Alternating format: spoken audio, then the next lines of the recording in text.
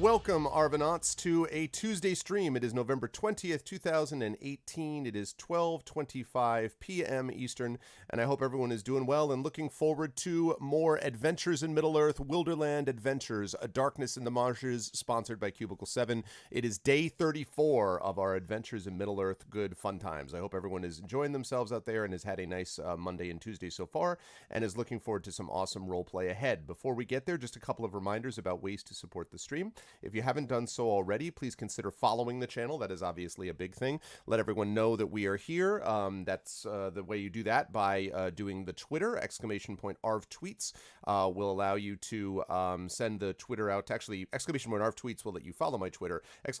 tweet will let you retweet the stream. And please do that. Thank you for those of you. I saw that Aradinel did this already. Thank you for those of you who have already retweeted the stream. But please, everybody else, do that also. Let's try to continually get more people outside the Twitch community in here as well, so that they can enjoy the fun that all of you folks get a chance to enjoy too. !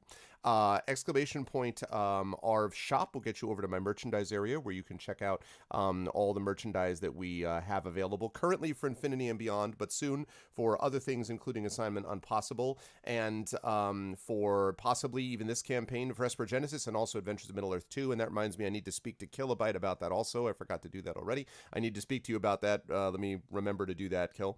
ARV Cord will get you over to my Discord, where you can hang out with everybody in between streams. That's been growing for a long time, so that's awesome. ! ARV Tube will allow you to check out past broadcasts of the stream. ! I mentioned the ARV shop. ARV Treon will get you over to the Patreon. And I do want to note to everybody, by the way, that if you are a supporter of the Patreon at the $5 level, you now get an awesome extra thing in chat, which is you get a VIP badge. So the VIP badge, which is actually a diamond, and they are saying that they will probably let us do little custom badges for this in the future. Those diamond badges are only for people who support the Patreon at the $5 level or above. So if you are one of those people, you will get a chance to get one of those awesome VIP badges. And that is another way to sort of show people. Remember, I always talk about how I wish I could have a way to see Patreon supporters in the chat itself. So you'll have a chance to actually do that now by having this extra badge. So it's really cool. I'm glad Twitch implemented it. And I want to thank everybody who on Saturday reminded me that this was a good way to use it, because that is a good way to use it. So the Patreon, though, is at $381.96, really trying to get that up to $400 and north of that, so we can get some awesome stuff going. So please consider supporting the Patreon. That would be lovely. It allows you to inspire as well. Mods do not get that badge, unfortunately, Dragon, because mods have higher priorities than VIPs. So your sword trumps the, overrides the diamond. So unfortunately, even though in my heart mods are VIPs, mods are not VIPs in terms of the channel. But that's the deal with that. And then the last thing, of course, is the subsystem. We are currently sitting at 50 subs, so would love to see people resub and new sub and get all this stuff just for the low price of $4.99. You can get those awesome emote to use, that Get Hyped emote, plus the custom sub badge. And then at the $9.99 level, like Aradino has, oh my god, Dragon Spear with a resub. Thank you. Speaking of that, resub. Thanks, Dragon. I appreciate it, dude. You can do what Dragon just did, and you can resub to the channel, and that is awesome. And that will allow you to do lots of cool things, including get those extra emotes that you can use. So, and make it a scroll to match the quill. That's a good call, Aradinel, actually. That's a really good call. I may do that. I don't know if the scroll, I think, comes before the quill, because the badge would come before it. Anyway, I'll think about it. So yes, quick note on schedule. We've got Adventures of Middle-earth going on today. Then I will be over at GOG at 4 p.m. for Pen and Pixels and Thronebreaker as I continue that.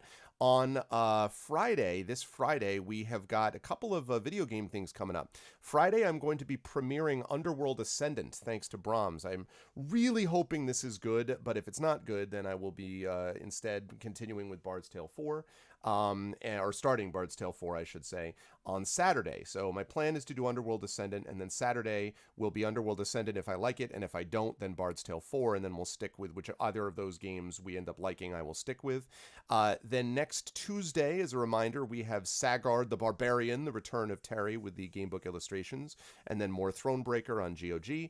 And then next Friday, so Friday the, 30th, On the evening of Friday the 30th, we have tentatively planned, again, I don't have this confirmed quite yet, but will soon, tentatively planned an Espergenesis session with several of the people, including Carlos Hernandez, Johnny Pittman, and myself, live from PAX Unplugged in Philadelphia. We will be doing that there, and we will be remoting in Zach Clay and Kat Rambo. And we will have a very special announcement. We will have a special announcement on that day regarding a project that Alligator Alley and myself are doing. So we have an announcement coming up on Friday the 30th that you will not want to miss, in addition to the PAX Unplugged live Espergenesis session. So that will be awesome.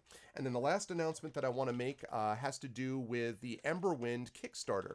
As you folks know, I have done several lore pieces for them. I'm one of their writers, and I'm going to be doing more writing for them in the time to come. And I'm happy to say that their Kickstarter is kicking ass. They have reached $17,575 in US dollars, which means that they are only about $1,500 short of their goal of $18,976, and they're only about 3.5 days in. They have 275 backers so far. So they are doing super, super well, and you should all go over and tell them how awesome they are, because I'm super excited for how well the Kickstarter is doing. That bodes extremely well for the long-time success of the system. I've played this on my channel. It's a good system, and I'd like to think it has some good writers, because I'm writing, so I hope it's good. So it's got some very good writers, really professional art, and just good stuff all the way around. So please, if you haven't done so already, think about going over there and giving that some love, because it is a good Kickstarter. Okay, with that said, I am now going to unmute myself so the folks know that we are ready to go. I'm going to unmute them, and I'm going to head over to the wonderful Look at that, it's the full crew. That's right, I bring you the full crew. I bring you the entire fellowship. As well. I'm very excited that they are all back with us, and we have a couple of sort of announcements to make, which I will do as we go through introductions regarding just a sort of temporary change encompassing the month of December, but I will do that as we go through, and so it is my great pleasure to begin by introducing, as per usual, the person right below me in the column, and that, of course, is Mr. Trendane Sparks. It's the story of a man named Trendane. What's up, Trend? How's life, the universe, and everything with you, and who are you playing, sir? Unbelievably awful. Today Excellent. is the worst day in recent memory. I was making breakfast, which those of you who were in the call probably saw me eating some, and I'm out of maple syrup, and I had to use Aunt Jemima. Oh my god. You know what? The humanity. Add 5 shadow points. No, it's just Oh my god! 5 syrup points. Wow. That's a I'm disaster. So if I could just post some to you. I know. What does enchimami? Aunt Jemima. It is mostly high fructose corn syrup. It's not as creepy as the Miss Butterworth's thing, where you have to rip the old lady's head off and start pouring her innards all over your pancakes and waffles and stuff. But it's it's close. Okay, so it's a brand of a thing. Yes. It's Okay. Yeah, I could have just. kind of thing. It's like it is to maple syrup what cranberry sauce in a can is to cranberries. Yeah. Like just they share some aesthetic general idea, but there isn't really any content that you could point to as otherwise similar. So in Canada, we have a lot of maple syrup. No, really? No, I haven't heard that, actually. Yeah, I know. Have you heard of our strategic maple syrup reserve? Because we've got one of those as well. But anyway, like we have good maple syrup in this area that comes from trees, and Aunt Jemima is just a sad. Does not get the job done. It just tastes so artificial when you've actually had the real thing. I did like the enchimachi. Oh man. Woo! Starring Robin Williams and Just several want to people from point the out commercials. that neither maple syrup nor cranberry sauce are particularly typically known foods in Germany. So like I have like 0 points. Oh, You know, Germany is so advanced in so many ways. I don't understand why they're Neanderthals in this one basic respect. Like, Oh. you know, Well, I mean, like the Neanderthal is like literally half an hour by train away from where I live. So yeah. Well, maybe that's it. yeah. I mean, I will say I've never had cranberry sauce from a can, and just yesterday was receiving an education on Twitter from my American friends about like one of them, Miriam Weinberg, actually an editor at Tor, saying how when she was growing up, whenever her family had taco night, they would have the cranberry sauce, which comes out like of the can in can shape. Yeah, the shape of the can. Yeah. And then they would slice rounds of it Mhm. and put that on the plate as a side to the tacos, which What? I know it confused me apparently, but you know that the sweetness is a nice counterpart to the salty hard shell of the taco. It's not a tradition with which I'm familiar, but it is something I've observed on many a television show, and I don't know. It's weird. This literally should be part of Stranger Things. Sorry, Trent. Next time somebody mentions like that Western culture is a thing, I'm gonna mention this food thing here. Western culture, everything is different. Western. There is an episode of Star Trek: The Next Generation where Picard and like 2 or 3 other people have been taken prisoner, and like the central column in the room that they're in dispenses these little hockey puck shaped red things, and I'm like, that's cranberry sauce. Yeah. That's cranberry sauce. Anyway, and we're coming right up to the time where in Thanksgiving, a lot of these things, like, you know, the bean casserole that everyone in the free world at some point actually, you know, used, and everyone thought it was their own recipe. Like, my wife used to talk about this. She's like, oh yeah, green bean casserole. And I'm like, do you mean the thing with the fried onions? And she's like, what are you talking about? Like, it was like this had been her own like secret family recipe. I'm like, and shared by everyone who ever looked at a Betty Crocker cookbook, like, for the last 20. Yeah, like, I mean, yeah. You know, anyway, Trent, I'm sorry for your terrible tragedy. That said, we will hopefully get some positive karma. You can take it out on evil here in Adventures of Middle-earth that took the syrup from you. Who are you playing while we're on that subject? Technically speaking, I took my syrup from me. So okay, that's fair. So you've used it up, right? I am the evil what flaps in the night. No, that's dark. Never mind. So I am playing Tonnebear, the Hearthminder, a Beorning guy who is now a pacifist after having been very, very angry for much of his life. Yes. Oh, kitty cats. Oh, hello, kitty cat. I was like, please tell me that cat is not back in here again. we got rid of that cat a while ago. Different kitty cat. Sorry, well, it's awesome to have you, Trent. hello. I am always pleased to have you back. Good to have Trent back here. Moving right on down the line, we have the Prodigal Son returns temporarily. For a little while, and that, of course, is Mr. Will Jones. How are you, Will? It is a pleasure to have you back. And I guess you want to just tell people very briefly, like, what the schedule plan is and such. So. Well, with Brexit looming on the horizon, apocalypse scenario looks ever more likely for we English. So I am being recalled back by Prime Minister Theresa May in order to take over the running of the country and try and secure some kind of economic future. It's a downgrade, but are you the next secretary? You were the next Brexit secretary. I'm in charge of counting rice for when we have a no-deal scenario, and I will be storing all of our national foods. No, I'm just really busy at the moment. So I'm going to be out for the rest of December. I'm going to do Robar's sort of farewell scene today, and then January. I'll be back for the rest of the campaign. Yeah. So I'm always good though. Aside from my my new job as Brexit secretary, which is going to be. But it'll be awesome when you resign, which will happen within a day of taking. I'm planning on going there just to resign. Actually, that's.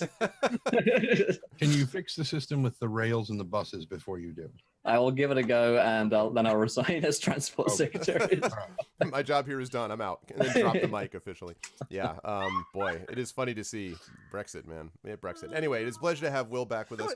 And yes, so Will be out for the month of December, but then we'll be back with us in January. So we have been through this for those of you who watch my Strahd campaign, and if not, why don't you? We have been through this with Don Cairo, who was gone for a couple of months and then rejoined. So it is all good, and I am looking forward to having Will back and to doing his little vignette of this character, who is your character, Will. Robar Staunton, Dunedain Ranger, yet to reveal my true self, which will be a glorious moment. Maybe I'll just do that now because I'm out for the rest of the month. I feel like in January you should return and reveal royalty immediately, just like, I'm back! Get me Armani. Yeah, I like the sound of that. Yeah, but yes, I'm Robar Staunton, he's a Dunedain Ranger, and he's leaving. So don't Yes. don't get too attached. He's gone. Too late. Yeah, it's all right. Well, they'll soldier on without you somehow. Despite Inga's, in-game like, he did what? How could you not take me? So anyway, there was fun stuff going on in the green room before the stream about how that reunion scene would look. Anyway, but always a pleasure to have Will with us, and you should follow stuff. Will is, everything he does is blowing up, so in good way. So you should check his stuff out. Good to have you back, Will. Right down below, we've got, of course, the inimitable Terry Toons, who will return to us again next week with her cartooning duties as we do Sagard the Barbarian. But how are you, Terry? How's life, universe, and everything? And who are you playing today? Life is very good. I'm also very busy. Surprisingly, lately that doesn't happen often. Not much to tell, honestly. I'm playing Inga, daughter of Ida. She is a dwarf from the Erebor, and she's a wanderer, and by trade a stonemason. And she has a trusty pony sidekick called Lilleman, who Was totally fine. despite it being completely against the rule, got hurt last time. Which I don't know. The DM is fudging with the rules here. Not cool. I can't change the laws of physics. Excuse me? What are you for if not to change? That's my job, is to change the laws of physics. Yes. Sorry, I am a PM. I'm a physics master. That is my job. Certainly not for my grades in high school in that subject. It's a great pleasure to have you back, to have you with us as always, Terry. And I am looking forward to. I have a feeling his axe will be perhaps needed in this section to come. We shall see. I'm gonna go get it. And I actually got to go get it. And speaking of axe. Here it is. I asked you a question. Nice. Good. Now we're all set to go. Last but certainly not least, of course, right on the bottom of the column, but not on the bottom of our hearts, as I've said many times, is Amal. Hello, Amal. How are you? Good to see you as always. How is life with you? And other than now that you have a strategic syrup reserve, I assume it's okay. Your life is fine as a Canadian. But how is life with you, and who are you playing? Life with me is pretty good. Thank you very much. Gosh, why are things good? I can never remember from moment to moment what I am doing because it is close to the end of term, and so a lot of what I'm doing is school related and wrapping up things and marking and such. But things are pretty okay. And I'm just gonna point out again that my adorable cat wandered in. His name is Devon. He's got his back to the camera, but I'm totally petting him anyway because he's adorable. Hello, and he Devon the never cat. comes in when I'm doing this. So anyway, I am playing a character called The River. She is a woodsman of Rosgobel, and she is also a warden who is a fighty bard who, though she fights with axes, I just realized that I could join Tari in like this sisterhood of weaponry because I have a weapon too. Yeah. Ooh, hey. But yes, and it's like just been sitting here for years. More weapons. Let's go. More weapons. Yes. I can get my 2 swords I have downstairs. But you need to get the 2 hand axes though, Amal. So many weapons. Amal, you need to get the 2 hand axes though. I know this is not. I mean, technically, River does also have a belt dagger and stuff, but the axes are definitely where she's at. Also, I recently discovered, to my surprise, that of a variety of sharp, stabby, slicey implements, I'm apparently weirdly simpatico with throwing axes. Like, I had the opportunity a couple of years ago to play with Kelly McCullough, who is a middle grade author and lovely human being, has all the weapons, like a lot of weapons. Like he is like, if you just had a melee room or something, it is what he has. So he has throwing axes and swords and knives and crossbows and various things.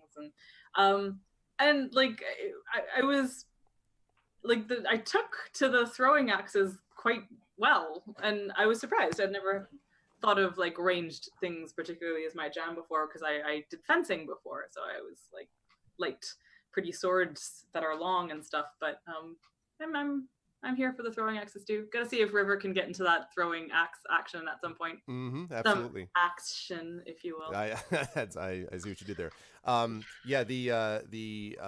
Actually the weapon that my character Greyshade in my trilogy uses is called a kukuri, which I modeled after the kukri, which was this sort of curved knife that I realized after looking on YouTube, although I always thought of it as a melee weapon, can be thrown, and they have like videos of this dude throwing like with deadly accuracy, and I mean deadly because this thing's heavy, so if it hits you, you're dead. Like there's no, and like and I was like, wow, I did not realize so many things could be made into throwing weapons. I don't apparently.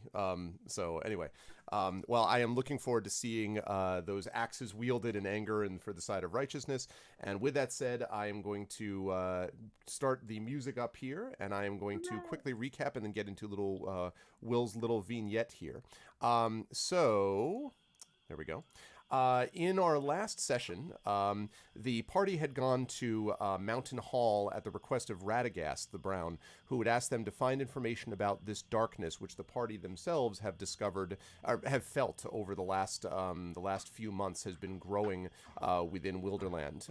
It's unclear where this darkness is coming from or what is fueling it, but there's no question on the basis of different events that have happened, things like the disappearance of the river's father, for example. All of these things suggest that there is some larger darkness that is rising, and Radagast has asked the party to find out the roots of what that might be. And so the party went to the mountain hall to meet with the woodmen who live there, and when they were able to get there, they actually met with Heartfast and with the other residents of that hall. Inga had been there before when she was younger with her parents, and actually it was thanks to people like Inga who made the incredible shot from a distance to take down a potentially invading goblin. This is the part where we always have to mention that Robar also took a shot. That the goblin was taken down, and the party received the friendship of Mountain Hall and actually got to blow the ancestral horn of warning before heading down south, led by their... Oh my goodness! The sub from Terry Tunes. Thank you, Terry, for the resub. It's very kind of you. Thank you. Thank you so much. So, so as they were heading down this way, led by the guide Magric, who was a trader, Trader, who has come back and forth to Mountain Hall. This guide has led them to the south through the West Anduin Vales towards where they believe the Dwimmerhorn is to be found in the Gladden Fields. The Dwimmerhorn has kind of a mysterious and mystical and mythical presence in the minds of a lot of people who live in the West Anduin Vales. The fortress, which has always been considered kind of a fortress of evil, is never, it is said, in the same place twice. It always is found in different spots within the mists and the marshes of the Gladden Fields, and is a place where some of this darkness may be said to come. At least Heartfast and the rest of the Mountain Hall residents know that there are people that were lost when heading down there, and that there are many people that have not returned from that area, and so that is where they sent the party themselves. And so at the during last session, Magric and the rest of the party, with the exception of Robar, for a reason I will explain in just a moment, ended up heading south. They were led by Magric, and things were going fine until they had this enormously misty sort of encounter with these mists, and unfortunately Lillimon slipped down a steep, rocky, gravelly slope, and was hurt with a stone in his hoof. But fortunately, the party was able to go down and save Lillimon and get the stone out of his hoof, and with some careful management were able to lead him and the rest of the party through the mists and through the stony sort of valley that they were in, a depression in the earth really that they were in, until they got to the actual River Gladden, and we're now just looking towards the Gladden Fields.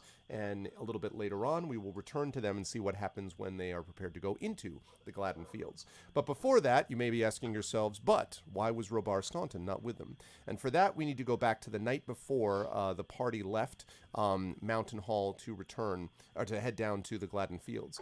And so everyone at this point is sleeping, and Robar, you are in the hall. In fact, let me see if I can move let me get the map up for that. You are here in the Harrowed Hall, so let's head over there. Okay, so you have been out basically where you see here on the map. You have been out here feeling restless since the awareness of the existence of your sister, Melina, who you suspect is the one that has been leaving you these notes and bits of information and things like that, asking you to come see her. You have been basically trying to track her down for months now, going to places like Black Tom and many other places, Black Tom's compound and many others, so that you'd be able to track her down and find out what's going on with your ancestral home that seems to be in the process of being rebuilt. And yet you haven't been able to find her. And all of these journeys that you've been on, while valuable and part of your oath as a Dunedain, have sort of kept you away from more personal concerns, which has been, I would say, it's fair to say, troubling. And so as you're out here kind of looking up at the hill where you, in quotes, took your shot, you can still see the impact of the arrow about 70 feet south of where you were actually aiming. I'm just joking. As you're looking out at that, you were out. There was actually you don't see any guards near where you were standing. Any of the woodman guards. Your party is sleeping peacefully inside the hall behind you that you can see. And you hear what sounds in the distance like a call or a cry. It is coming from down here, basically down this path, and it's coming from the outside. Remember that this is an outside area which then kind of goes into the mountain, and then there's open areas within the mountain that you can see the sky above, but there is a cry that's basically coming from this area. Actually, wait, where did I put that? This is what I meant, sorry. Coming from here. So you can hear it at the top of this building. And you know, because I don't know if you went with Inga to do this. I think you did. Inga was the one who actually blew the horn of warning, but I think all of you might have gone up with her together. So it's coming from that place, basically on the top of that hill. Yeah, Robo will catch himself as he hears the noise, and realizing that no one else is around, he'll cautiously begin the ascent up to the that area. Okay, so go ahead and start moving your character that way. When you get to about here, I would say, are you trying to, I should ask, are you trying to be stealthy as you do this? Probably not overly stealthy. Okay. He's probably being quiet, but not trying to hide himself from sight. Got it. So as you get to about this section, I'd like you to make a perception check for me, please. Okay, let's see. Perception is a... I'm like, I've got +7 on this. I'll be fine. Rolls are free. Rolls are 10. Well, fortunately, the 10 is enough for you to hear that you don't hear a call anymore, but you do hear what sounds like a faint murmuring. And it's not exactly clear what the murmuring is, but it sounds like perhaps two voices, but they're far too low for you to hear the language or anything about it. But it's from above you, in the direction that you're heading. I'm gonna press onwards, and this time I am gonna assume like a stealthier position, I guess, like more like a crouch, and begin a stealthy crouch walk upwards. Okay, make a perception check. Sorry, not a perception. Make a stealth check for me, please. Oh god. Oh, it's good to be back. This is really why he's leaving for a month, is he's going to go train in like a temple in the market. Basically, he's going to Batman Begins it up in the mountain. Anyway, so you are climbing up. There's some sort of rocks sort of clattering down a little bit. And the murmuring voices, when you get up to about here, I would say, the murmuring voices stop. And you literally sort of, they're like, after a couple of rocks clattered below your feet. Shit. I'm just gonna wait. It's a horrible feeling that you're about to be doing something that you shouldn't be. And he just like freezes up and hopes that they continue speaking if he doesn't make any sudden movements. Just still silence.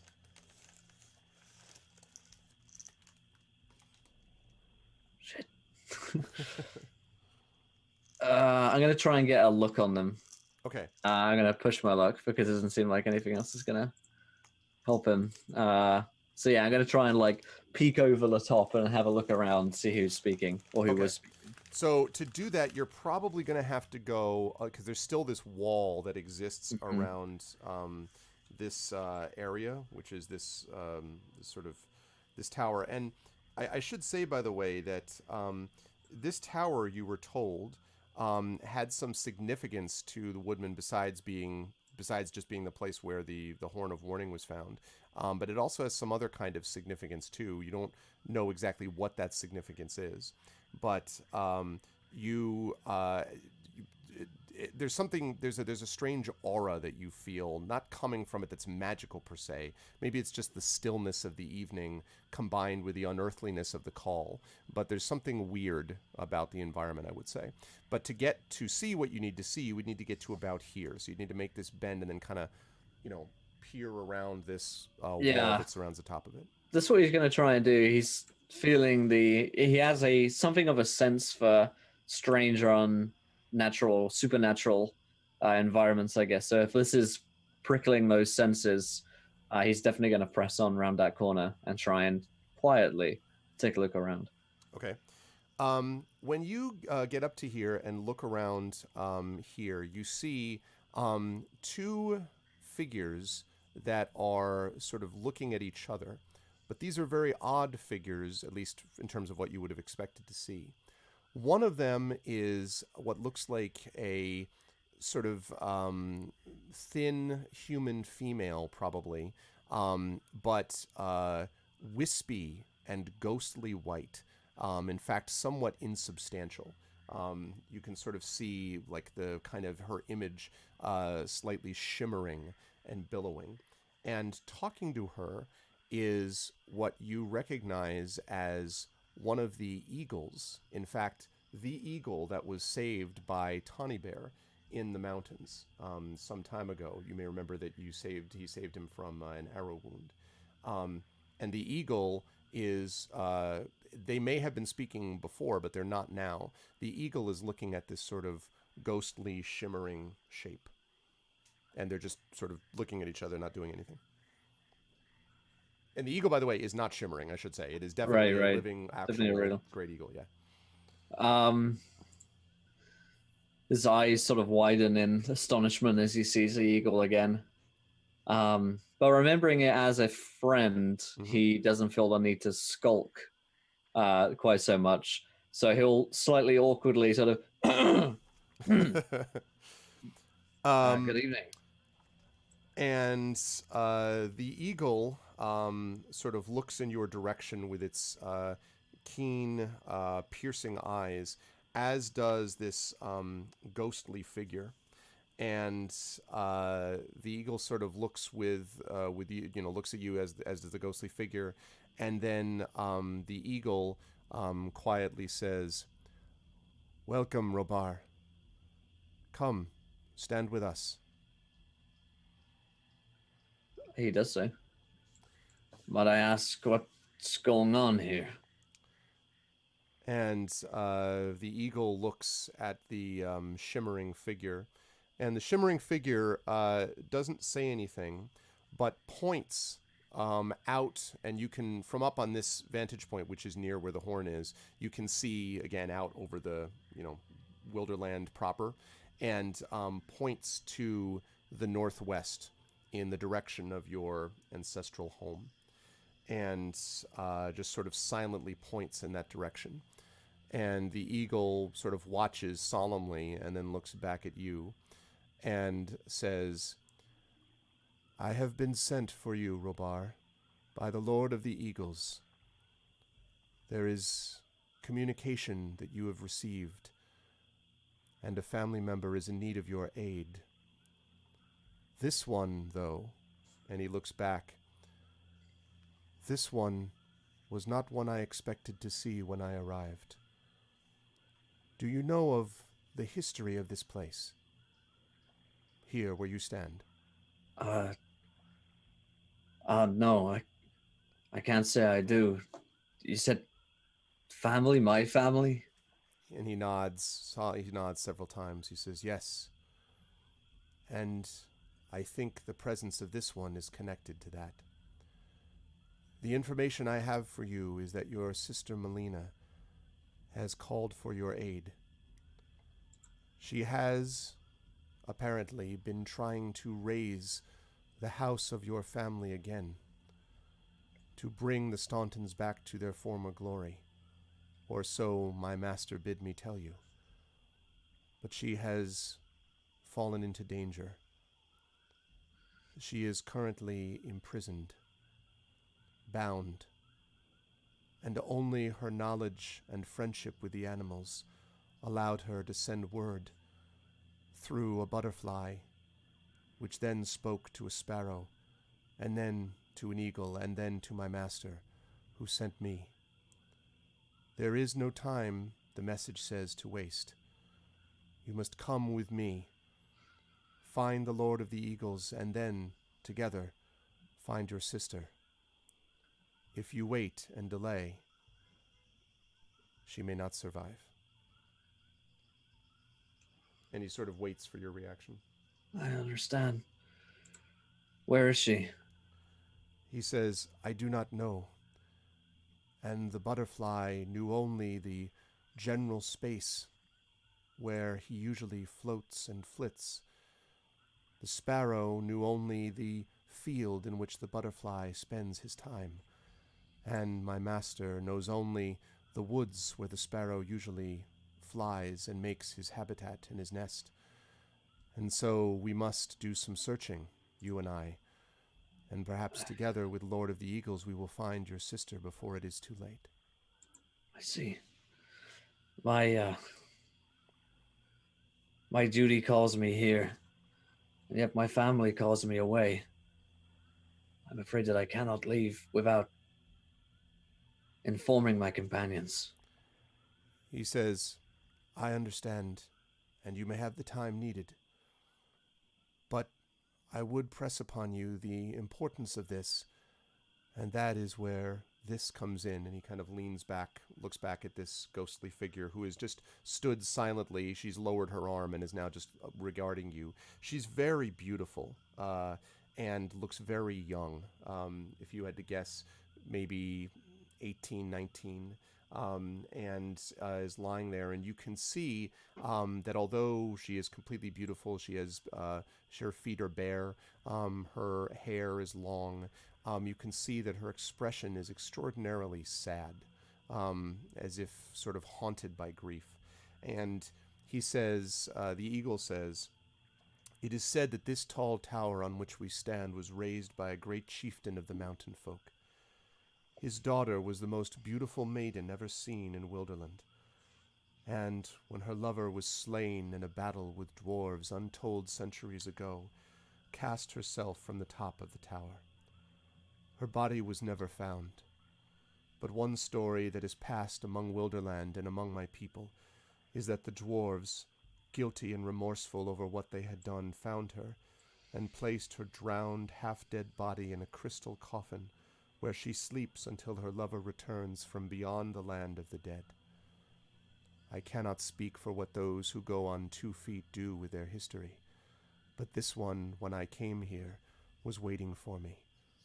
She spoke to me in the tongue of the eagles, and she told me that my quest was necessary for her too to find peace.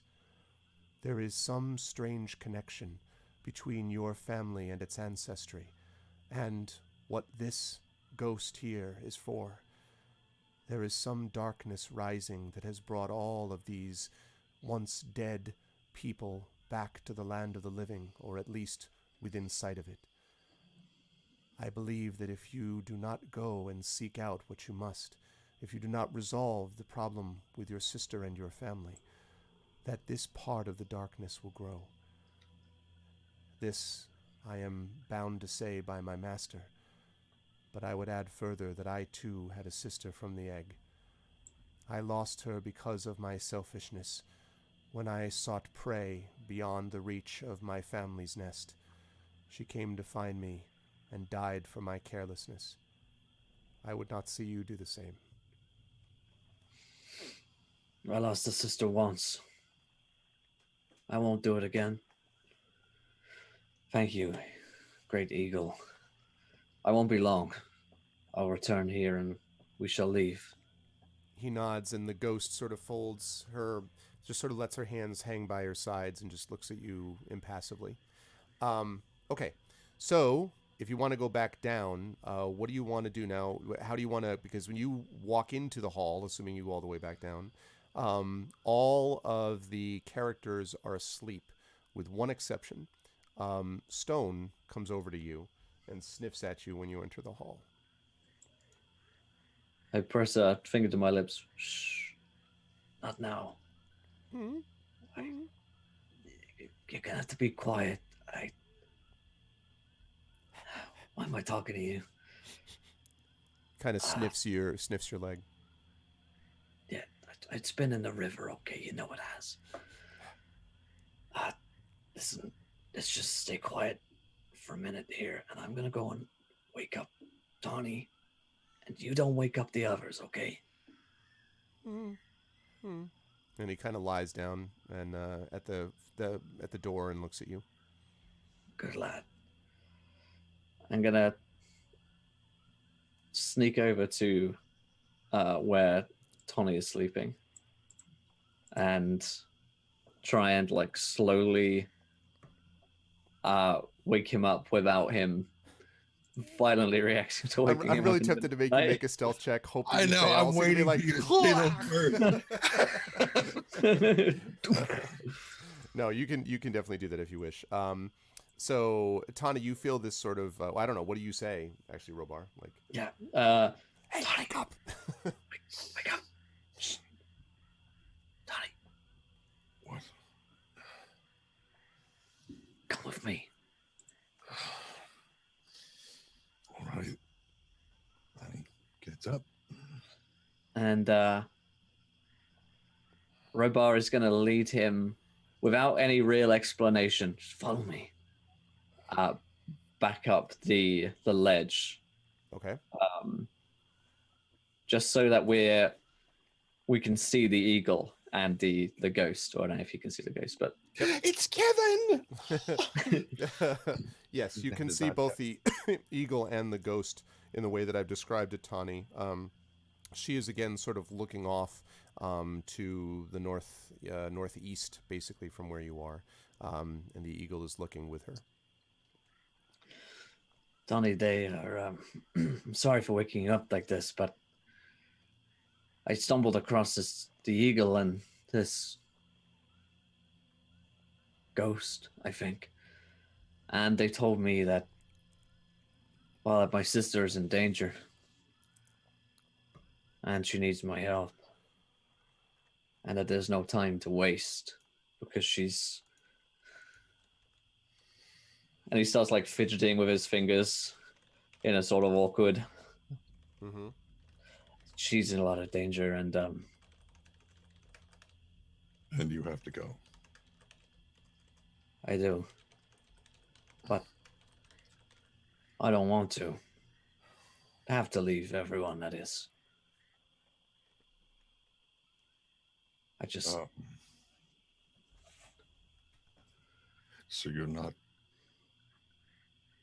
asking us to go with you? No, their fate is here, I think. The others, they need to be here. There's work yet to be done, but for me, this is calling me home. And I've already lost her once, Donnie. I can't lose her again.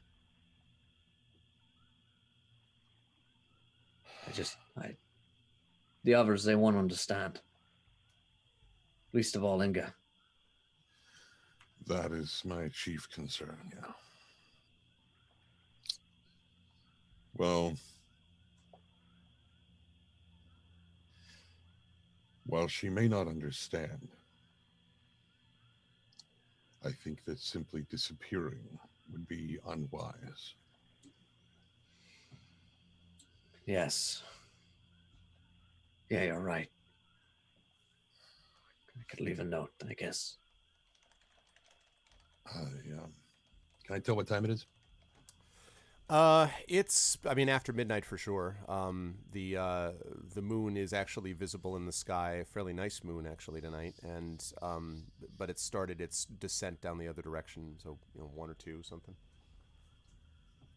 It's still a bit early yet to start making breakfast, but I know that some people prefer their bacon especially crispy, and that takes a little while. So, if you wish to leave a note, I can ensure that they find it. Thank you, Tony. The others, well, I feel we've been on a long road together, Tony, since the start, and I feel responsible for all of you.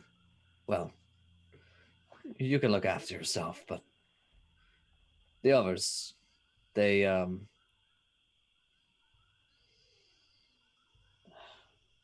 I think she needs me.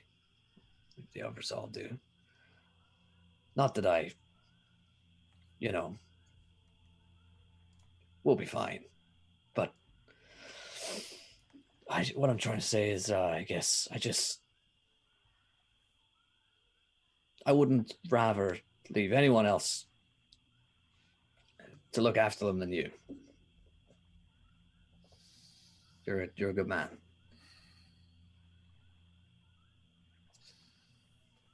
I try to be. And you and I,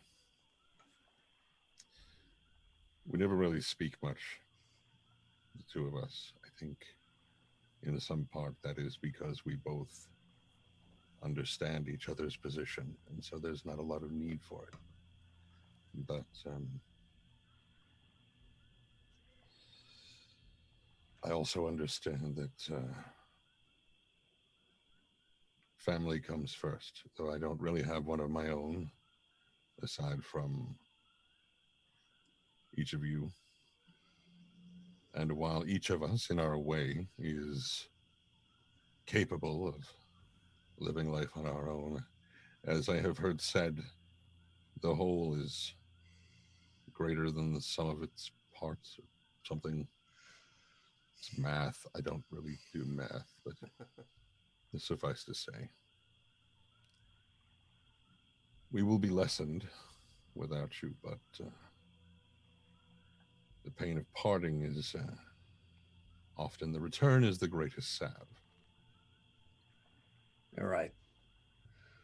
Our fellowship may be breaking for now, but it's just a short break, I'm sure, while I sort out everything else with my family, and they'll be fine. You'll all be fine. I'll be fine. Don't let them worry too much about me. Don't let them follow me either. That is going to be difficult. Well, they're going to need your wisdom in the coming days, Tony. I know that I probably will. But you're right, this note. And I'll go into my backpack and scratch out on a piece of across a piece of stone, lay out the parchment, and start scribbling out a note as quickly as I can. I'm not very good with words, but as I fold it up and hand it to him. But this says everything I need to say. Well, much like the fellowship, sometimes it is, and he holds, I only have a napkin to represent the note, but that's okay. Sometimes it's not the individual words as much as the whole of it that has the greatest meaning. The fact that you do not simply vanish into the night, but instead try to leave some portion of explanation. This will mean something. It will hurt at first, but ultimately the fact that you cared enough to do this will soothe that somewhat. Yeah. But she's probably going to hit you when you come back. Oh, definitely. I look forward to it. Well, you be safe now, and I'll try and be safe too, and try and look after my sister. And I don't know what fate's befallen her, but I know that whenever I've walked dark roads before, walking them alone has been, well, almost insufferable, impossible. She's gonna need me. We'll walk those dark roads together the same way that you and I have, and the rest of our friends. Well, tell them I'm sorry. Tell them I love them. I will do so. They'll understand in time. Oh, I best be off now, old friend. I'm sure we'll see each other again soon. You better.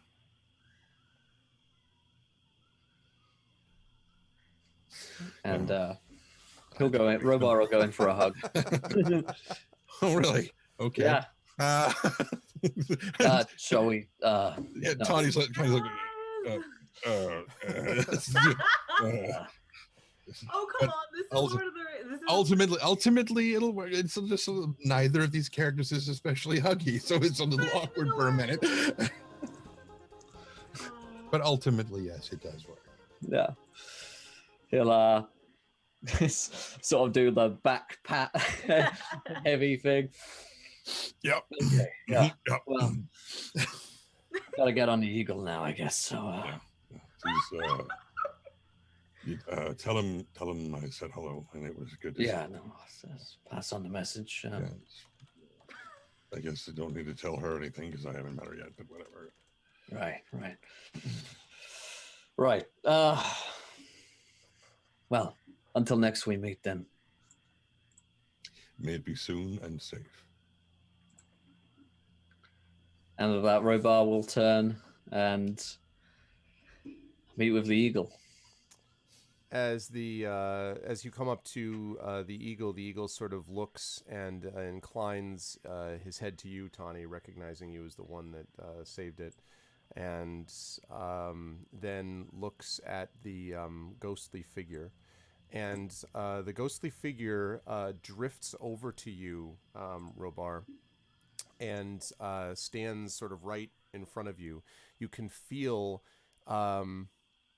I would describe it as walking outside on a chill January morning and feeling the sort of coolness and crispness of the air just sort of towards fate. It's not deathly like, the cold of the grave. It's kind of the cold of a snowy meadow, maybe. And puts her hand up to your face, which you can allow or not if you like. Allow it. Okay. And just sort of caresses it for a moment. And then there's just a slight smile. And for a moment, just for a moment, Robar, you have this weird sort of feeling as if you're looking at the face of your sister. Just for a moment. And then the image vanishes. And you are simply standing next to the eagle. And the eagle sort of looks at you and blinks once and says, the living and the dead call us, Robar. The air calls us too.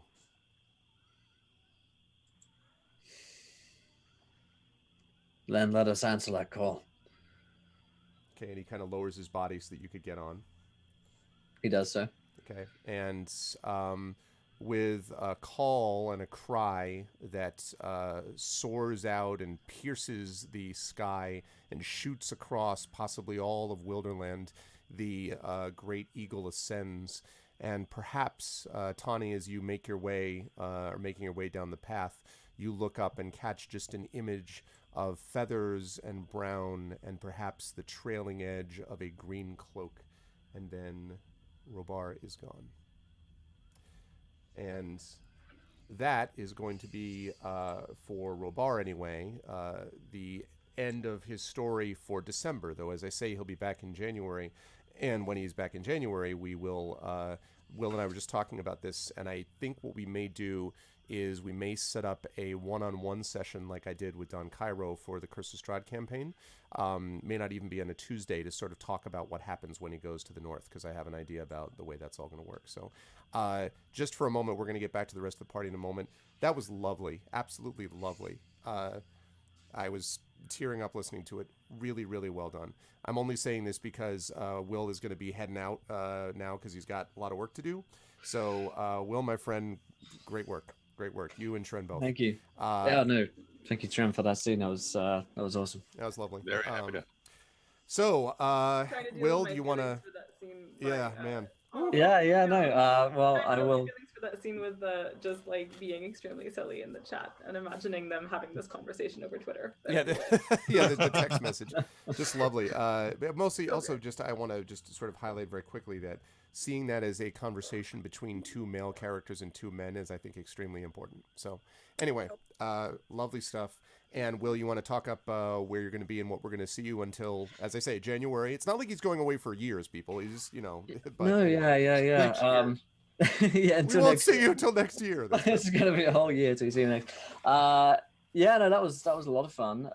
It felt good to give Robar a proper sort of send off, and I was listening to the breaking of the Fellowship, which is the moment which that was definitely a callback to for me from the Fellowship Ring, one of my favorite moments from all of those movies. So it felt really nice to play out that bit of Tolkien and Fellowship and friendship.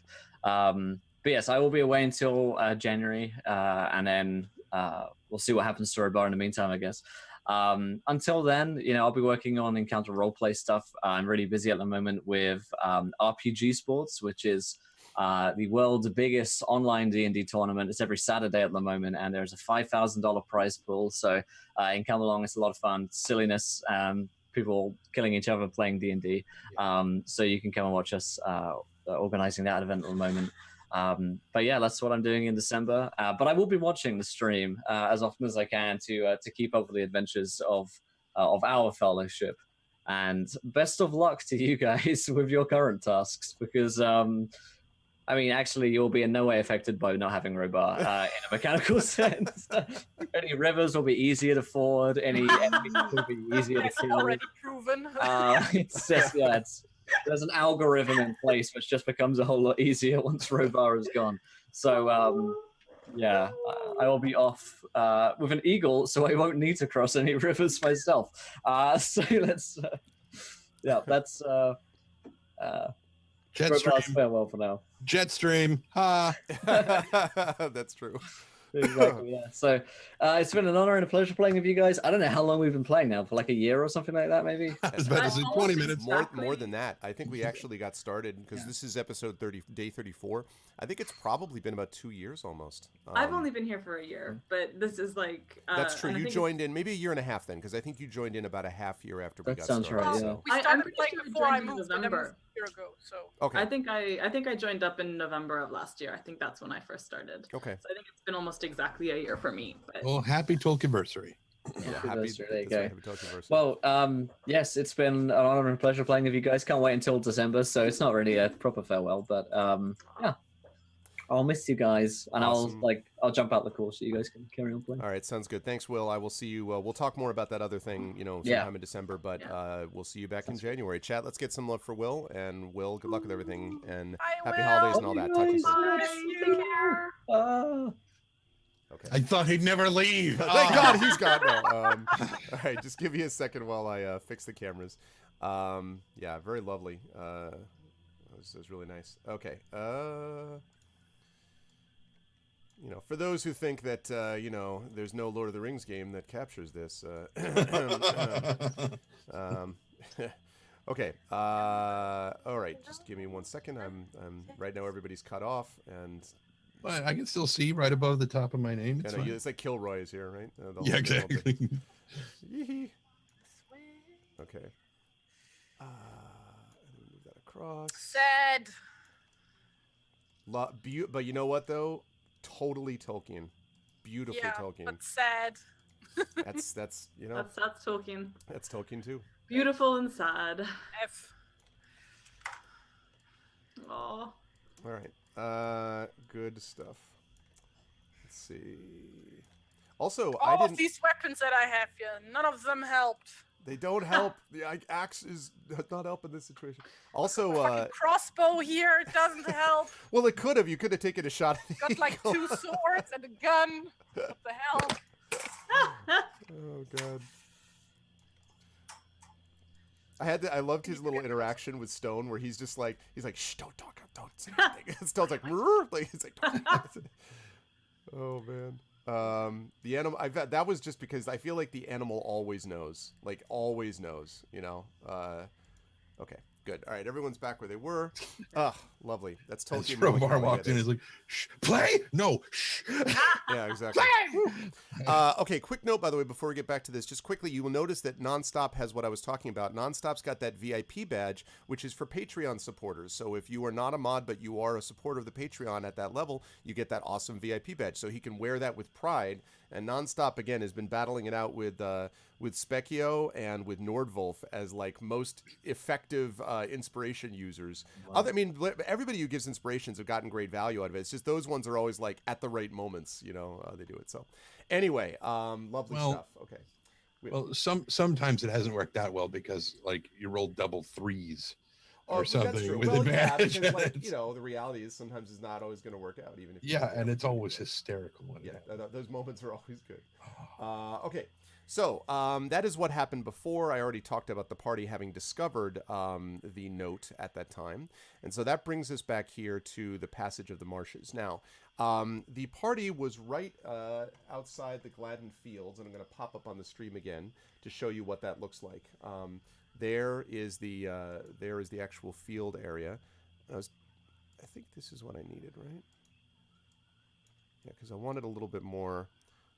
This is a little bit of Protean Fields and Swamplandia for this for the music, which I think works for this stuff. As these mists kind of drift over the Gladden Fields. So now you have a chance to actually enter these fields. So. Magric, as sort of staring down, looking at you, and then looks over at the Gladden Fields and says, "Well, I hope you like the look of it. That's where we're bound." Every single time, every time. Sorry, every time I hear his name, Magric, it reminds me. Just a quick aside. It's vanilla WoW. It's classic WoW before the Cataclysm. In the Barrens, you find this guy named Mancrick, who's like, I need you to help me find my wife. And it's just this quest that everybody, it's a Baron's chat. There's always somebody screaming, where is Mancrick's wife? Every time someone says his name, I'm like, I know where his wife is. No, different game. Sorry. Different environment, yes. Okay, so, yeah, looking out across the slush. Okay. So sort of looking here across this area, and he says, be aware as we travel through these marshes that we'll need to keep an eye out. There are bogs and mysterious places that can lead you astray. There are creatures, these wisps, that will lead you into spots from which you will never return. And there is also beauty here that can be found as well. We will undoubtedly, even with the best of luck, find ourselves lost at times. But there is no other way but through.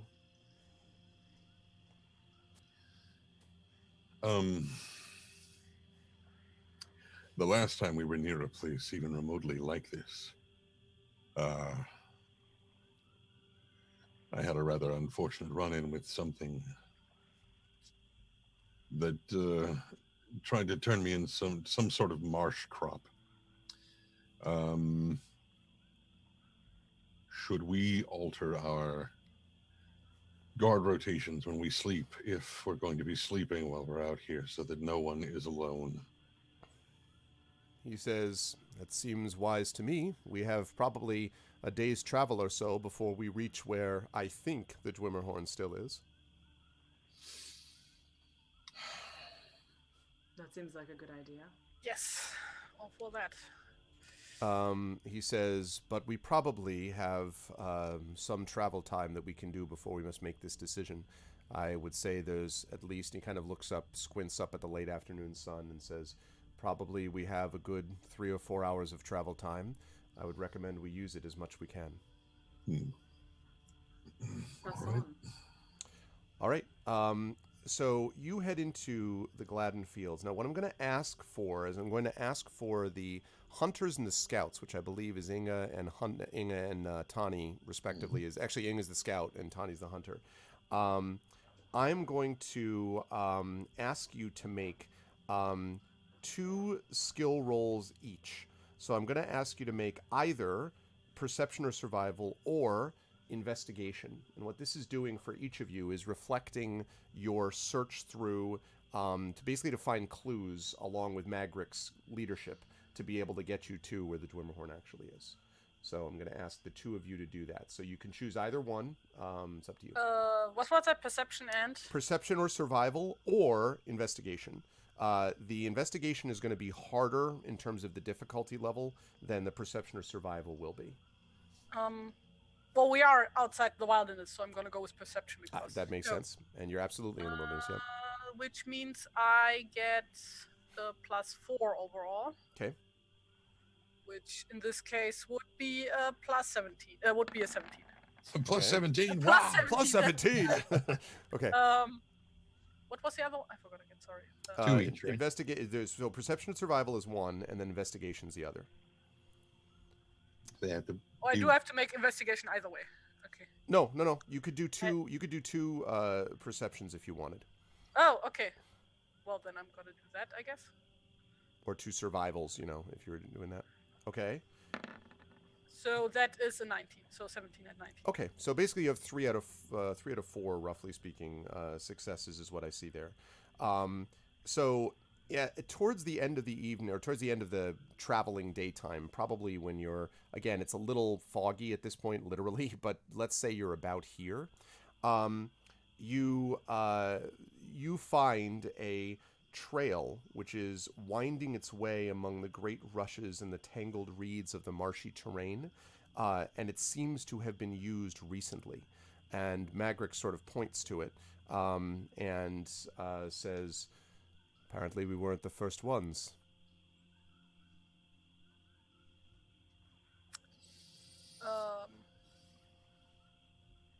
Yeah, looks like it.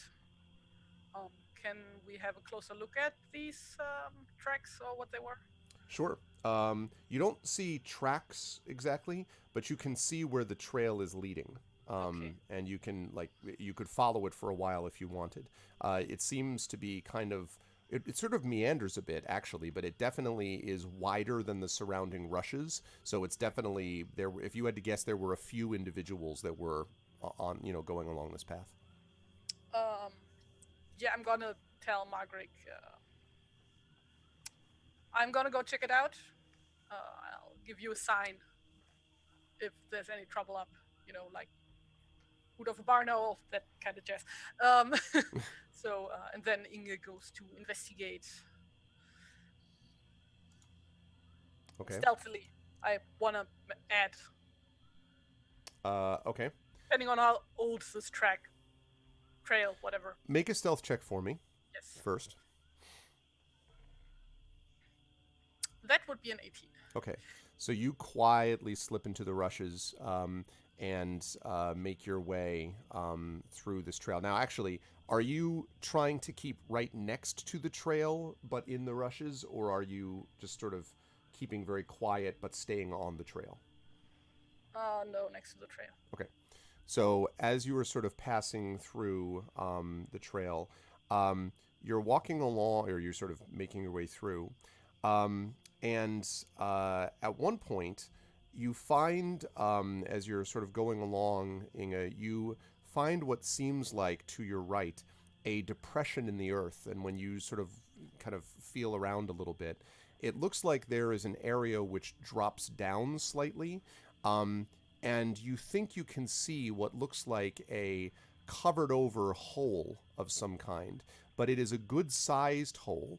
It's a hole which would be large enough to accommodate you, certainly. And it's not like flat in the earth. It seems to be up against like a hillock that, like a little hill that kind of rises and falls. And there is this covered over hole that is just in the side of the hill.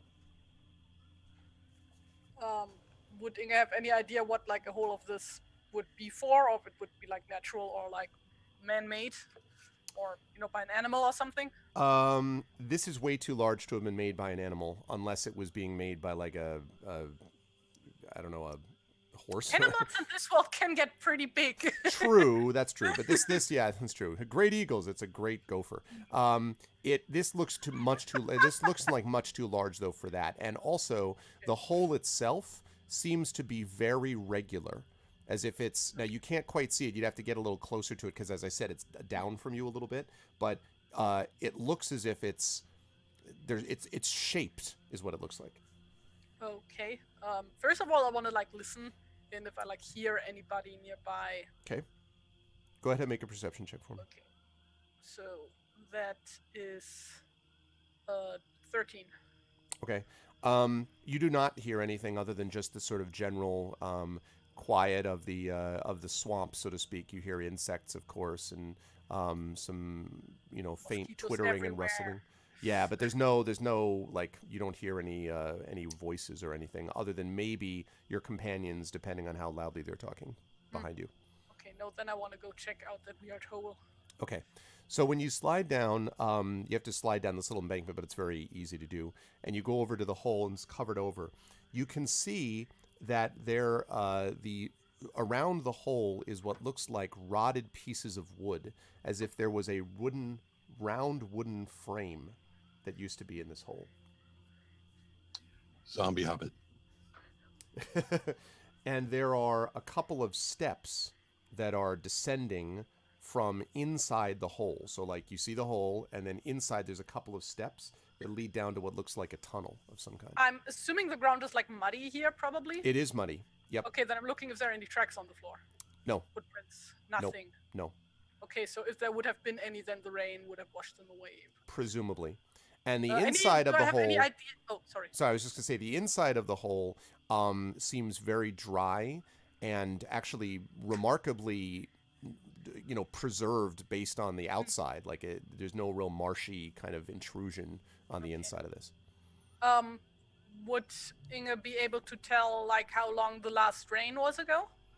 I don't know if you could tell that exactly, but it certainly can't have been a long. I mean, based on where this is, it rains reasonably frequently. This Gladden fields are created by basically the washover of the River Gladden, sort of flowing out into the fields around. It almost makes it like the Nile Delta, to jump out of game for just a second. So it's always moist and muddy and marshy because of that. But there's also rain that comes on a relatively frequent basis. So you don't know like exactly when, but it can't have been that long ago. Okay. However, I want to use my special ability, Rumor of the Earth. I want to like listen in really closely, like into this cave to hear if I can hear anything funky in there. That would be a DC 15 survival check. Let's do it. So I just roll survival, right? It is a 19. Mm-hmm. So with a success, I get useful information. Okay. But just audible information or visual information too? Audible, I guess, because it's like listening. You're listening, right? That's what I thought. I guess it works like by like putting my ear on the ground or against the wall or whatever.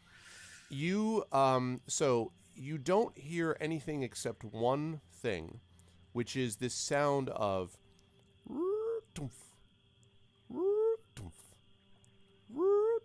it sounds like something opening and closing regularly. Just imagining like a broken automatic door. Yeah. No, it's not like that. So it's like super regular sounding, yes. Yes. I would say, well, it's actually, let me rephrase that. It's happening regularly, but not at regular intervals. So Okay, so it doesn't seem like it's some kind of mechanical thing that's like run by a water mill or something. Right. Does not seem like that, right. Yeah, exactly. Heard of it. Then I want to like How- climb on that hill thing where the hole is in and like have a closer look around while like still keeping my head down. Okay. So like climb up around it, you mean, basically? Yeah, like I just want to like get a good look of the surrounding area. So this hill actually is actually, because remember that you saw this hillock below where you were. So basically the land, like you're on a certain level, you go down and then there's this hill that seems like almost like a mound that is mounded up in the middle of this entire depressed area.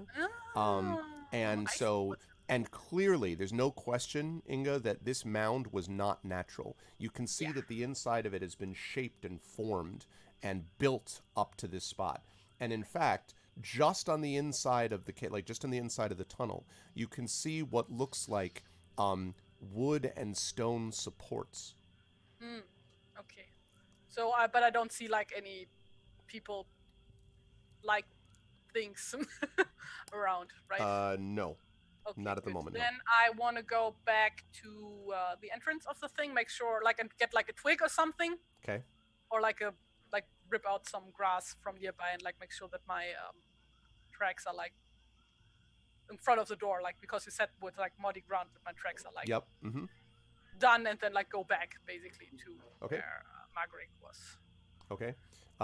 When you scramble back up and come back to Mogric, Mogric says, well, I was beginning to wonder about you. What did you find? I found an entrance to,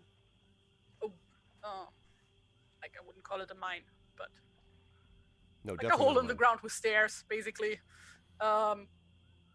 At a like very unnatural looking hill. Couldn't find any tracks though, so I wouldn't know who or what put that there.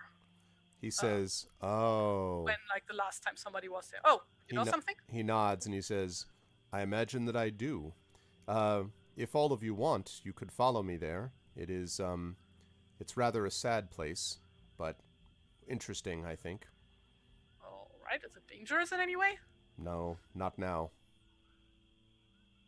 That's It's like I've obvious. forgotten what a merry place is like at this point. He nods. Everybody goes Indeed, to so it this seems. Wait, is this just Margaret and me, or like the others? Well, I assume everyone is within earshot. So, Then, you guys want to go check it out?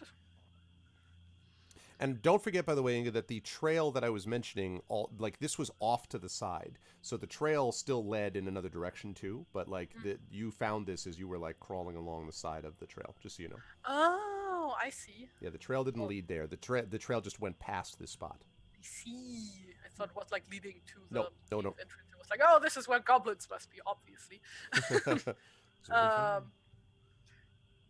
So, Is it on our way? He says, yes, probably, if we follow this trail, I would imagine. well, it's just a few minutes from here. So, All right.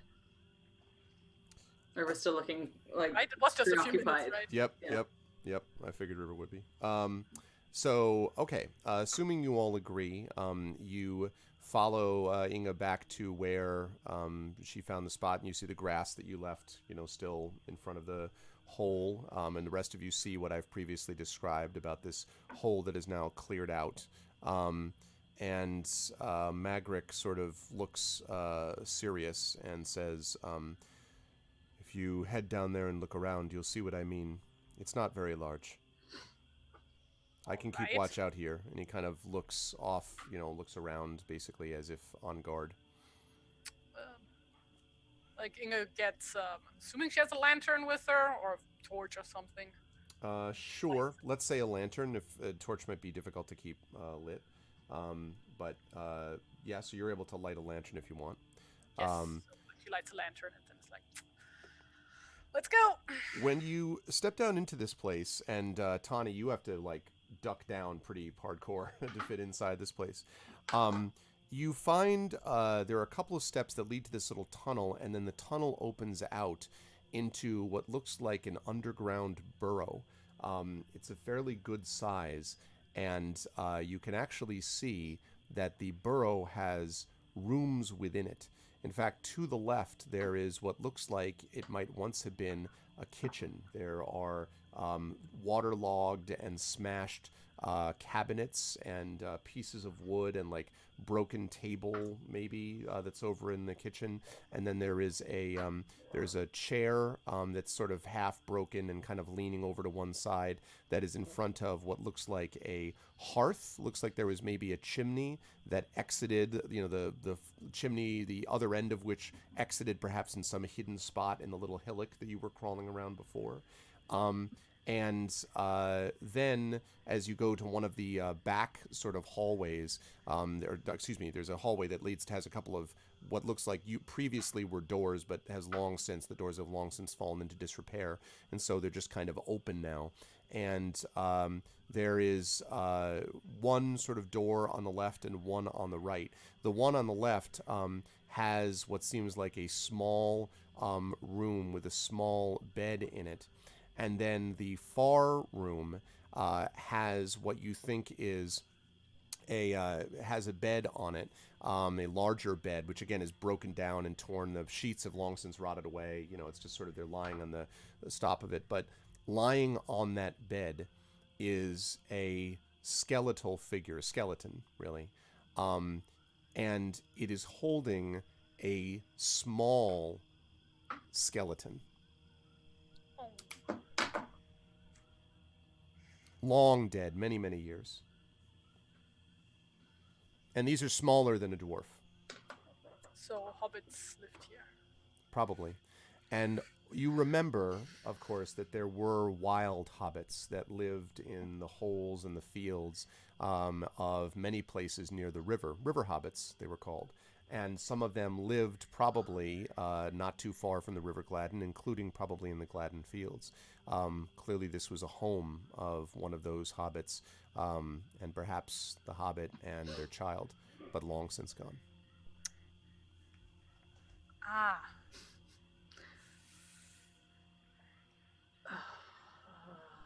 Not what I expected to find down here. Oh. Magric, what can you tell us of this place? He's above, still like guarding, so you need to like go back up. River just sort of bows her head and murmurs ritual words of like for the dead and stuff, and it feels extremely sad. Yeah, and just finds herself like looking away from the skeletons towards any other tiny detail that she can look at in this room. You can see sort of like there might have been picture frames or things like this that were on the walls of this room, but again, they're long since decayed and broken down. There is what looks like it might have been a kind of like a wardrobe or something, like a standing wardrobe, which is now just basically splinters and rotted and decayed wood that just sort of lies on the ground. And perhaps at some point that held clothes, but again, it is kind of, as I mentioned, there is water in here, although far less than you would expect based on its proximity. Like this was obviously, knowing that this was obviously built very well, built sort of to keep out the weather and the damp, but anything, no matter how well it is built, will eventually, nature will do its work if it's not maintained. And so not if it's dwarven built. Except when the dwarves do it. Yeah, well, these were not dwarves. The hobbits did the best they could, I guess. But yeah. I guess just basically being quiet, looking around a bit, and like looking what River is doing, and like unless like any of the other are gonna do anything. Is there any evidence in here of like violence, or does it seem like these two just sort of died? It seems like that. There doesn't seem to be any obvious violence. I mean, there are all these broken pieces of wood, but they don't seem thrown around the room or anything. It is possible, though, that this hole could have been looted later on, maybe, but you don't notice anything that would seem like, the skeletons seem just like they're lying there peacefully, not as if, like they're scattered and thrown around the ground. Yeah. Tawny's I wonder what happened here. Tawny's just going to, after standing there and kind of half scowling for a few minutes, he's just going to turn and walk back out. Okay. Not saying anything. Magric, as you walk past, as you sort of step out and walk past Magric doesn't say anything but just kind of looks at you, and then nods and says, my feeling too, and then kind of looks off into the fields. River looks at Inga and says, should we bury them?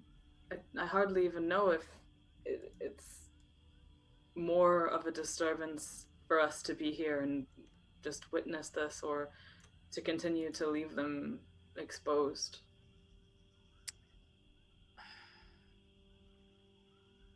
Well, I mean, I would leave them here. I mean, they are technically buried anyway, and I suppose. I don't know any hobbit burying rites or anything. And River if probably Margaret doesn't already knew about this, and I'm assuming other people already knew about this too. So I'm assuming there was like a reason they weren't buried. Maybe Margaret can tell us more. But either way, we should leave. Maybe they were just completely alone. Yes, let's go. Well, head up, and once River heads up and out, she'll look at Magric and say, what do you know of this place? And he says, he's still not looking at you, he's still looking out at the fields beyond, and he says, there were wild hobbits that lived in this place, some closer to the River Gladden, some farther away. And this particular place is known popularly by trackers here as the home of mother and child. We know very little about it. When any of us encountered it, we found what you saw there.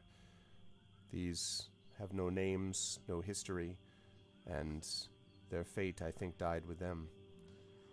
But no one has ever buried them, and we have done what we can to cover over and conceal it to a degree. The last thing we would want is for other creatures to find the place there. And I'd like you, River, to make an insight check for me, please.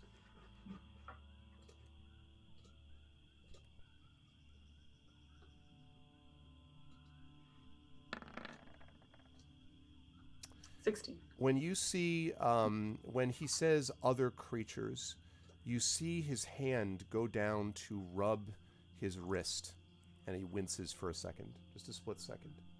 And then he goes back and says, then he returns and says to himself and says, and I suppose we could have done more with them, but the feeling always was that they died where they wanted to. And we've honored their request, I suppose. While, like, they are talking, Inga's like, thinking, like, she looks really, like she's thinking really hard, and then she just, like, stomps off and keeps, starts looking around the ground between the, like, shrubberies that grows everywhere and the grass. And she's looking for a rock or a bunch of large rocks anyway, that would be large enough to close the door, basically, to seal off the door. The entry way. Yeah, I don't know that you're going to find enough rocks to do that here. Marshy. It's much more marshy. You would have to dig down pretty far to find rocks, and if you did, you'd be dealing with water constantly pouring in and filling in the spot you were trying to dig. There's a metric ton of grass. Like, there's no problem with finding grass and rushes, but rocks are not going to be easy to find here. Mm-hmm. Maybe like after a while, when Inga notice she can't find anything, she goes back to the others, and it's like, I was thinking we could maybe just seal off the entryway. Like, usually I would just put rocks in front of the door. But yeah, I can't find any. Like, the only thing we could do if we wanted to seal this place would be to make the entry tunnel collapse, but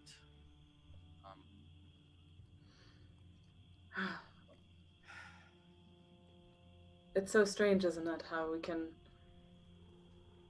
put whatever story we want on this place. And there could be many different ones, but there's no way to know whether they died where they wanted to, or whether they died because they had no one else and they were alone, or whether they I don't know. And it's difficult to know what is most respectful or most kind. I mean, you say people come here, Magric, they know this place and they have a name for it. It almost sounds like there's sort of strange pilgrimage to it. He says, of a kind. Most trackers who come into this place usually go this way that we are headed. And many of them find this place as you did, Inga. This gives them a sense of what can be found in the Gladden Fields. History, sadness, darkness, perhaps love buried below dirt. In some ways it is a rite of passage, you might say, literally. Inga turns to River. I don't think there's much we can do here now, but I think once our current goals are achieved, I think we should come back and maybe seal off this burrow. Magric, how do trackers pay their respects here?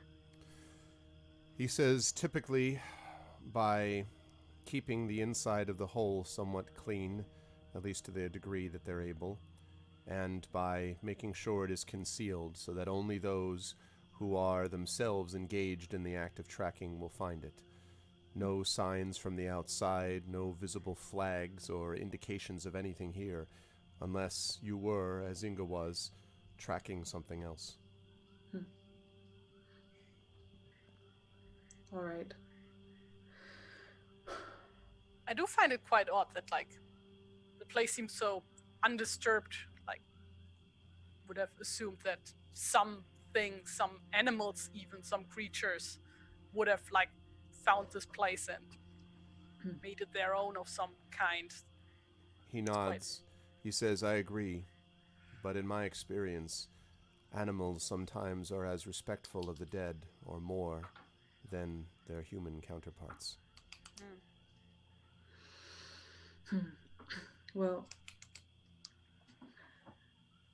then we should do as is custom here, I suppose, and just disturb as little as we can and keep it hidden and move on. I suppose so. And he nods, and so do you folks do anything specific, or just move on? Like, are you doing anything with it before you leave? Like, what River would want to do, I think, is, speak something, something like a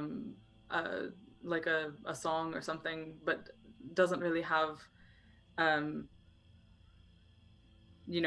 to compose or anything here. It's the kind of thing she would probably mull over for some time. But what she'd want to, and I guess the thing is, if there is any kind of woodsman tradition for just respecting the dead or something like that, that she would want to offer something like that. Sure, I would think so. I mean, certainly the woodmen have rituals for the dead. But I don't know what those are. Like, if there is a kind of, blessing for the dead or something like that, that is what she would speak here. There is, of course, a blessing for the lost traveler who will never be found. That was often said by woodman families whose fathers and mothers would go off into the forests and not be seen again. Sort of like, the songs that were sung by Irish women when their husbands went off to sea and did not return. That sounds right. That sounds exactly right. Yes. Is that something with words? Yes, but you will have to spend the next 4 minutes singing Non Nobis Domine. Yeah, although I do not have said words close to mind, but okay. But yeah.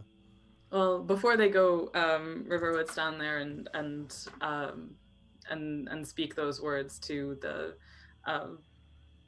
former inhabitants of the cottage, and say so specifically thinking of them as travelers who have gone into a place that that can't be followed, and also that because we know so little about them and don't know even their circumstances, it's like anything about them has also vanished into a place where things can't be found.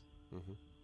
And when you're singing that, of course, flitting across your memory on several occasions is the other condition under which these songs were sung, a song for the missing. And of course, that reminds you somewhat of your missing father, too. So these are sort of echoes, I suppose.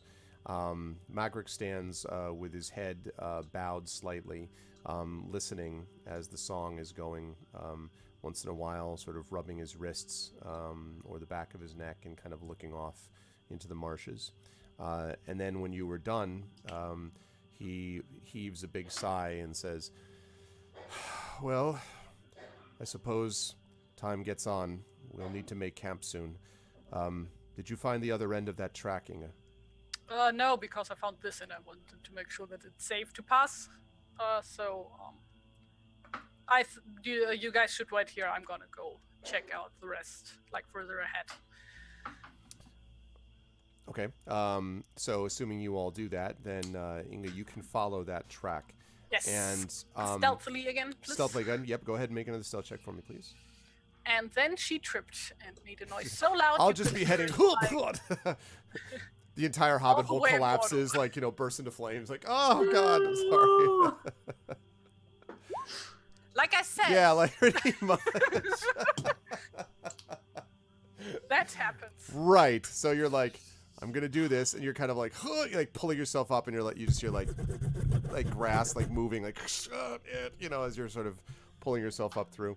The good news, though, is that apparently nothing, if there was anything there, it's been scared away for several miles by the time you arrive. But you actually find this trail ends at what looks like a clearing of grass. And it looks like this grass has been stamped down around the outside of it, Inga, as if something has, stomped it down to basically create more of an open space. And it is not a pleasant sight. There are chewed bones and discarded remnants of food which litter the area. The tall grass has been trampled in many places, and there are small trees and plants which have been hacked to pieces for no apparent reason. Like, it doesn't seem like any of this would be any good for wood fire, which would be hard to do in the marsh anyway. I mean, it's possible but difficult. And the pieces that they're cutting, the plants, would be too small to be really effective kindling. So it's like something just came here, trampled, ate, and hacked a bunch of stuff. Yeah. Inga is gonna wait at the outside of this circle for a bit, listening in really closely. Okay, make a perception check for me. Oh man. You're like, I can't. There's just a lot of bubbling marsh sound. I don't. Is there? I forget. Does Inga get advantage on Wilderland things? No, I get a bonus. Bonuses. That's right. Yeah. You're too preoccupied thinking about the place you just saw, perhaps, Inga, and but you do not. Is it possible to Oh no, never mind. Punch yourself in What I the just thought it would be shooting myself in the foot, so I'm not gonna okay. say. Slap yourself in the face until you're like, wake up, son, what is going on? Beat yourself around the face and arms. Why? Okay. This place seems perfectly safe, right?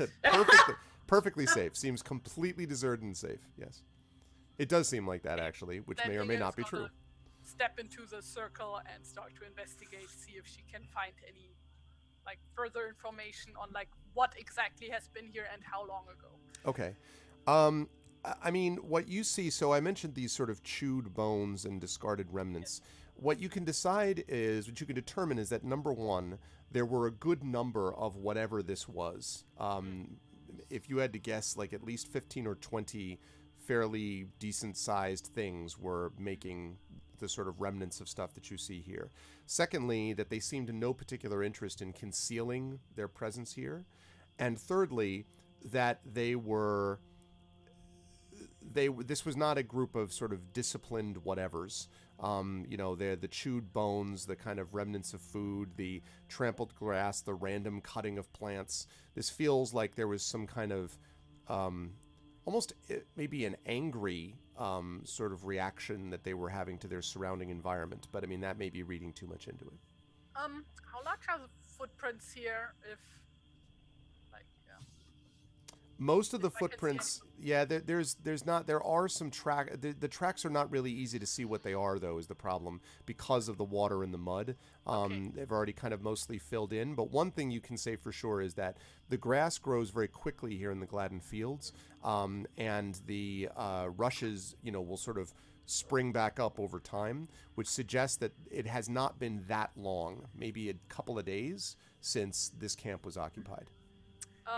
Then Inge is first gonna check, like, at what height have the trees been chopped down? Because then she can determine how tall whatever was that chopped them down. Taller than you, but not like way up there. Maybe, I don't know, say maybe 4 feet up, 4.5 feet. I mean, when I say taller than you, I mean taller than where you would normally chop, is my point. So human size. Right. Or humanoid size. Yep. Okay, but it's too high up to be a goblin. Unless like a really tall goblin. Unless it's a very tall goblin. Yeah. But not too tall to be an orc. Certainly not too tall to be a troll, although you don't know trolls that cut things down, but... Okay, and then... yeah, like, people don't know that, but like, Tran gave me another thing to check on in private chat, and I'm like, yeah, but Inge is not smart enough to check on stuff like that. So, yeah, no, I think she has like gotten a pretty good idea of like what's happening here, and is gonna go back to. Oh no! First of all, she's gonna check in which way the further trails lead. The Like, trail does go there? does not extend out of here. It ends at this clearing. So they just vanished. After, or they went single back file, along the same path. or they went back along the same path. Oh, yeah, that could be. Okay, then like she's gonna go back to Portland. Okay. Come back and you find the rest of the party dead. Exactly. with a crude sign saying "You lose." Yeah. Okay, so Inga returns, and Magric is kind of standing, waiting for her, and as I assume are the rest of Well, you. Go ahead, River. before Inga comes, while Inga's away, River will sort of sidle up to Magric and ask quietly, do you have any pain in your wrists, Magric? And he sort of says, "No, why?" Oh, I noticed that you've been rubbing at them sometimes. And thinking he of sort of difficult things. he shakes his head and he says, "Memories, River, memories." And he turns and stalks away.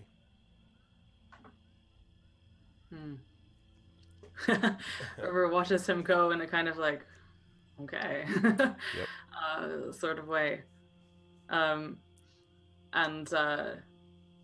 it just kind of lets him though, and waits for Inga to come back. Okay.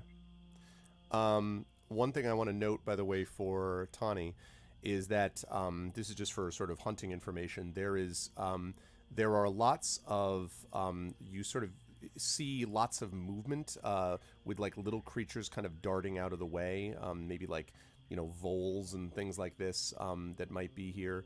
But there's definitely not any large animals. You're not likely to find any wolves here or anything like that. If there are sort of amphibious creatures, they would be of the smaller variety, probably. They would want to live closer to flowing water.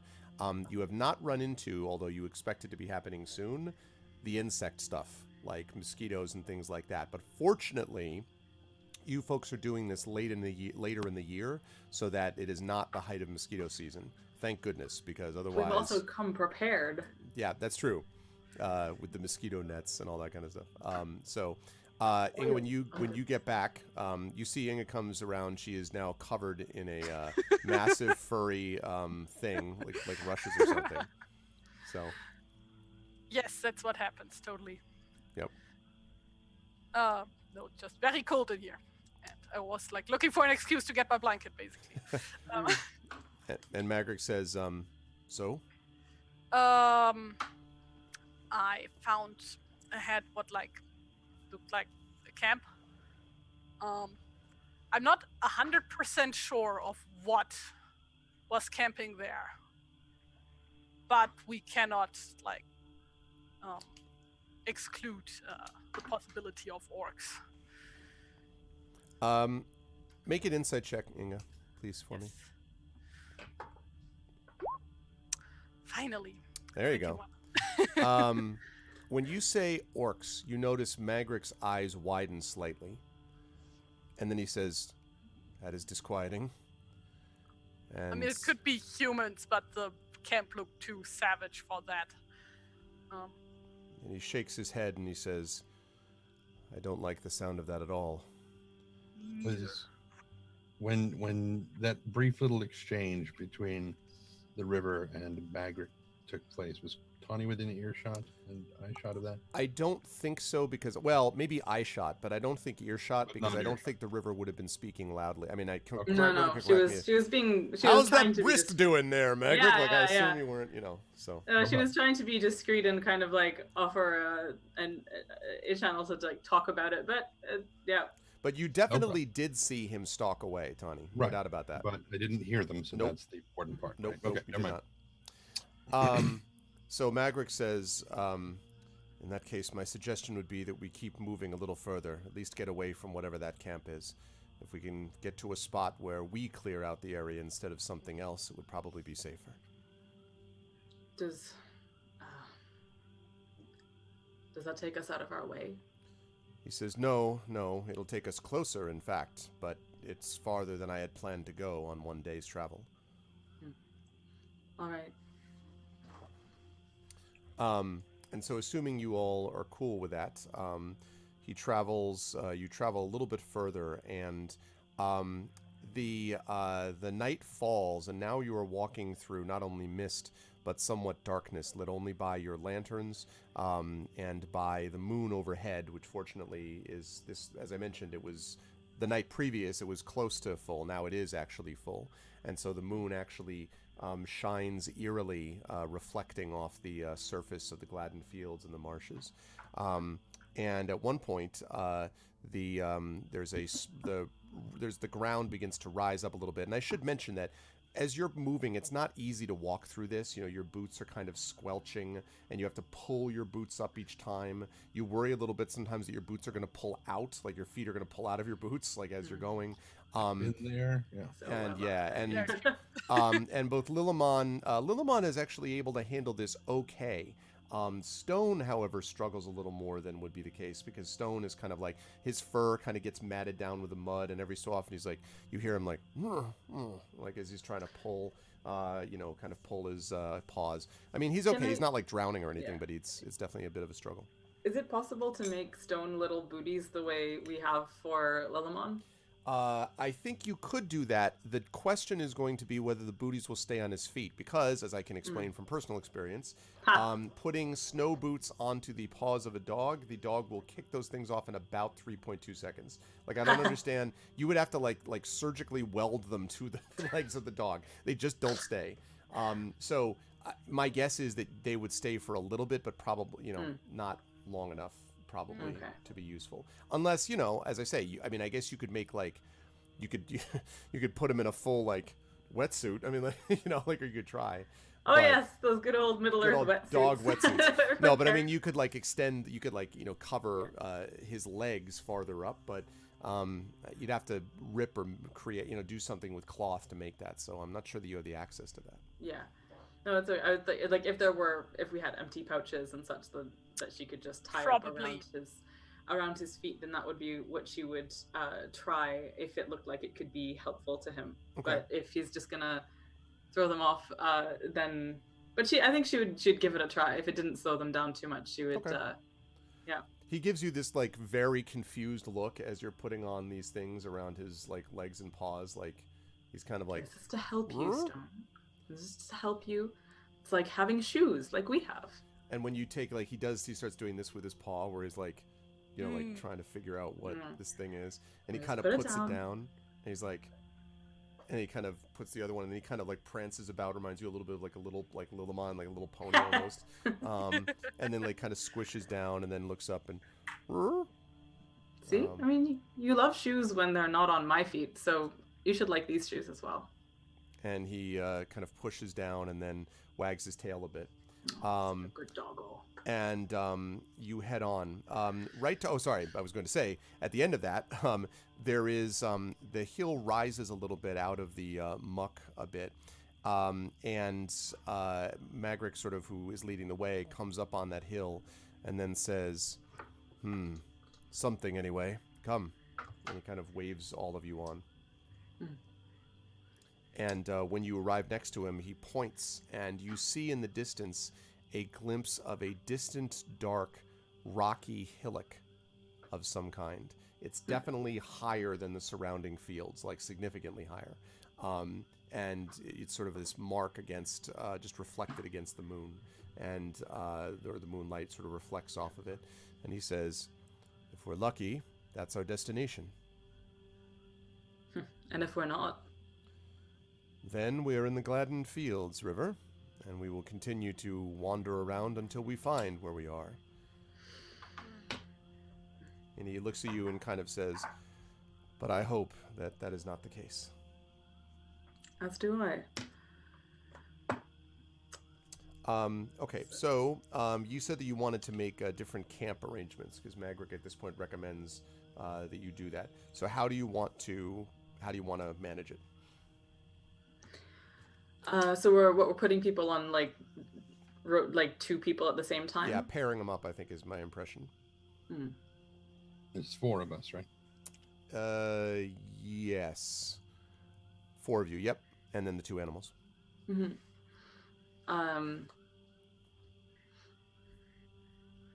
Well, I don't know. There's so many possibilities.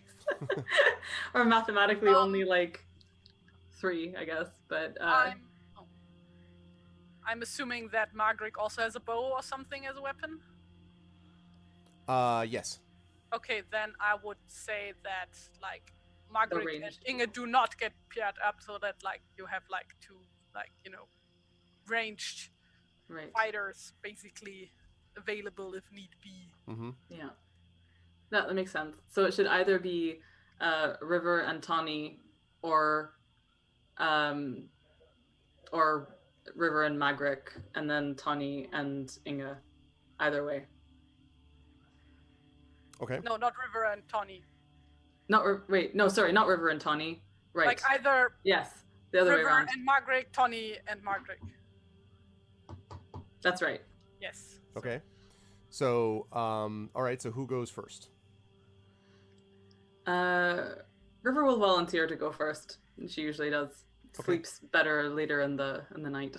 So you and Magric take the first watch. Now, are you sort of facing opposite each other, so as to see more area? Are you looking in the same direction? Are you patrolling? Like, how are you doing this? I think facing in opposite directions is probably good. Okay. Seems sensible. Let me have you make a perception check for me, please, River. Okay.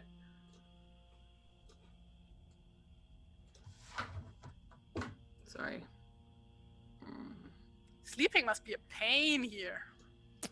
Mm-hmm. 17. Okay.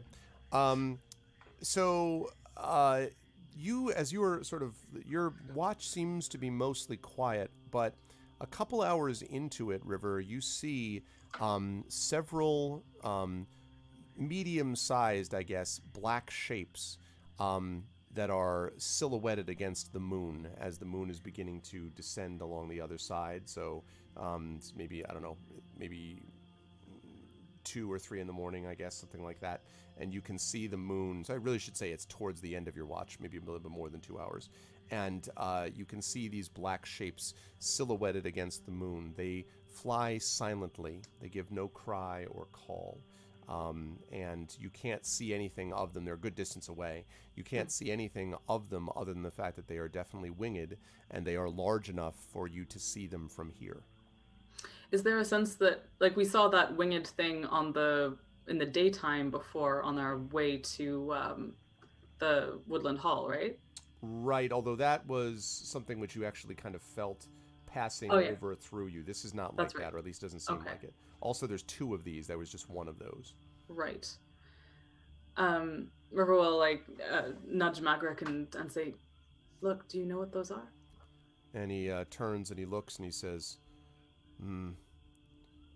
"Blackbirds from Dunland?"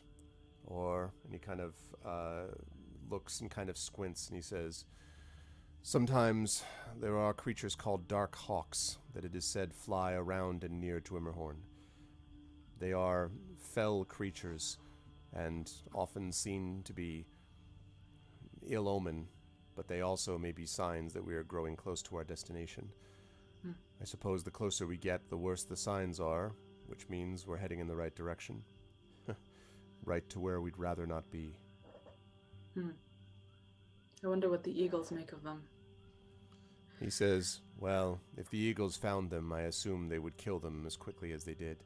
But the eagles generally do not come this far south, and I cannot blame them. This is not a land for most living creatures to spend time in." River is quiet for a moment and then says, "Magric, I want you to know that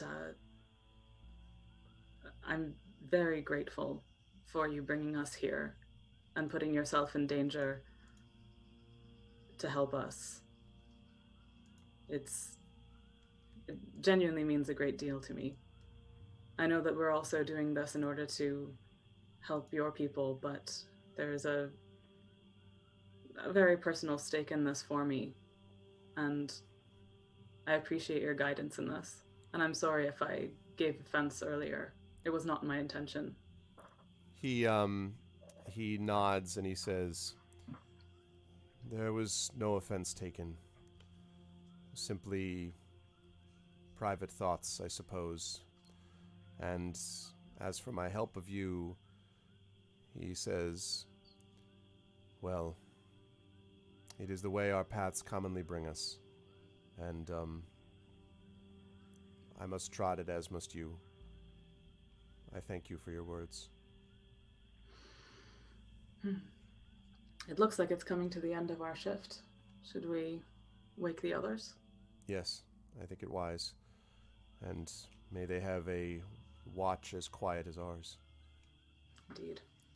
One thing you've noticed, by the way, which I think should be clear, is that Magric's sort of cheery disposition and storytelling has died away over the last couple of days. He's become very taciturn and dour, very Robar-like, and very, very much not the way that you thought of him when he first came to the Mountain Hall. So he stands up, you stand up with him, and then go over to wake Inga and Tani, and they take the next watch. I'm going to ask for both Inga and Tani to make perception checks. I know Tani's away for a second, so Trent's away for a second, so I'll just have Inga do it. Can you make a perception check for me, please? Yes. And I assume, by the way, Inga, that you're doing the same thing, which is you are back, you're like opposite directions. Yes. Okay, I just want to make sure. That is a 17, and the other one is just investigation or what? No, just perception for this. Trent's gonna have to do one too. Okay. You, as your shift continues, just as you're getting into sort of the dark is just beginning to lighten slightly, which is the sign that you will soon be entering the morning hours.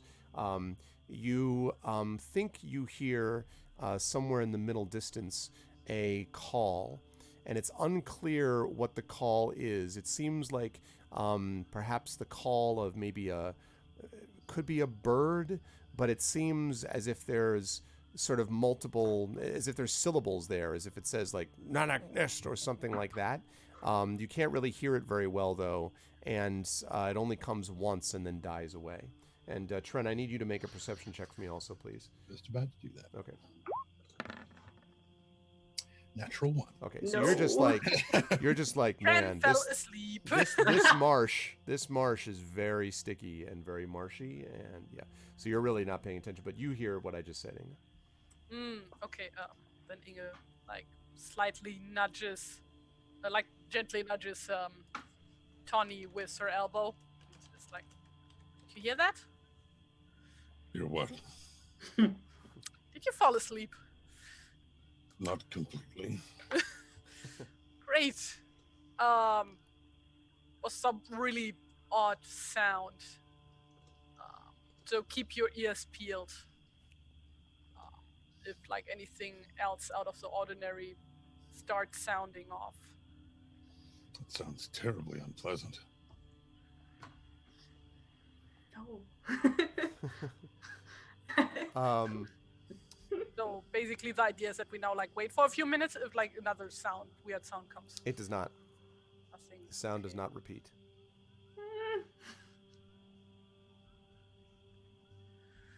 I should probably go check on it. It's a good distance, though. I mean, this Like, is how a good of a far. distance? Oh, I mean, like as far as probably that hillock that I said you saw, that Oh. you know, which was a good distance. It's way far away. It's not close Okay. by. Then I guess. And that was Like one of the on the reasons way. you couldn't really hear it very well, was that it was distant, but you could hear that Yeah, something no. was said. But Then Inga's gonna stay put. okay. When the morning comes, and Magric stirs, he is up with the dawn, basically, so you don't even have a chance to go over and wake him and kind of wake the rest of the party before he's already up and sort of looking around for, he says, things perhaps to hunt, is kind of picking up some herbs and kind of some of the grasses, and digs below the mud and finds a couple of strange looking, almost what look like kind of like root vegetables of some kind, that are right below the ground. And he cuts them and slices them, and when you are making your morning breakfast, he's able to actually fry them a little bit on a pan over a small fire. And small fire is the best you can do in this area. When he gives them to you, they sort of taste a little bit like sort of spicy turnips. If you've ever had turnips, they're kind of like that. He says, there was a time when this was all one could survive on here, and times when you wouldn't get the chance to cook them either. They're not very good uncooked, but at least they're edible. Inga is gonna tell like River and Margaret about the noise. So a few hours before we woke you guys up, woke River up, there was this really strange noise. Like it sounded almost like an animal, but not quite. It was pretty far away though, so that's why we didn't go to check it out. And then like Inga points in the direction the noise came from. Any idea what that could have been? And Magric sort of shakes his head and he says, no, strange noises, though, in the marshes are not surprising. We saw ourselves a couple of dark shapes against the moon, perhaps dark hawks or something similar. They made no sound at all, though. Were these close by, you said, or? Seemed to be as far away as the mound, but the opposite direction. And he sort of nods. He says, well, by the time we get to that mound, perhaps these things will present themselves to us.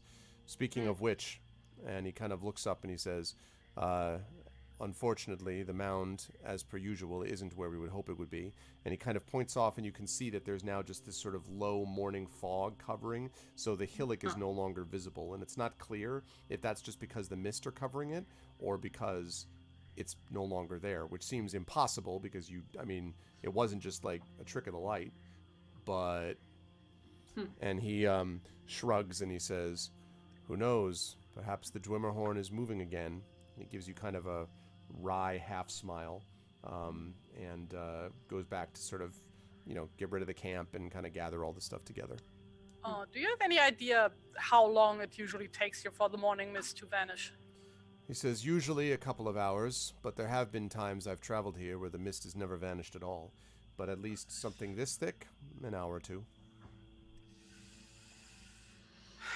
We can wait for an hour, I suppose. I don't think it would be super safe to just stumble through the mist and, like, kind of very, like, gives a side glance to Lilleman.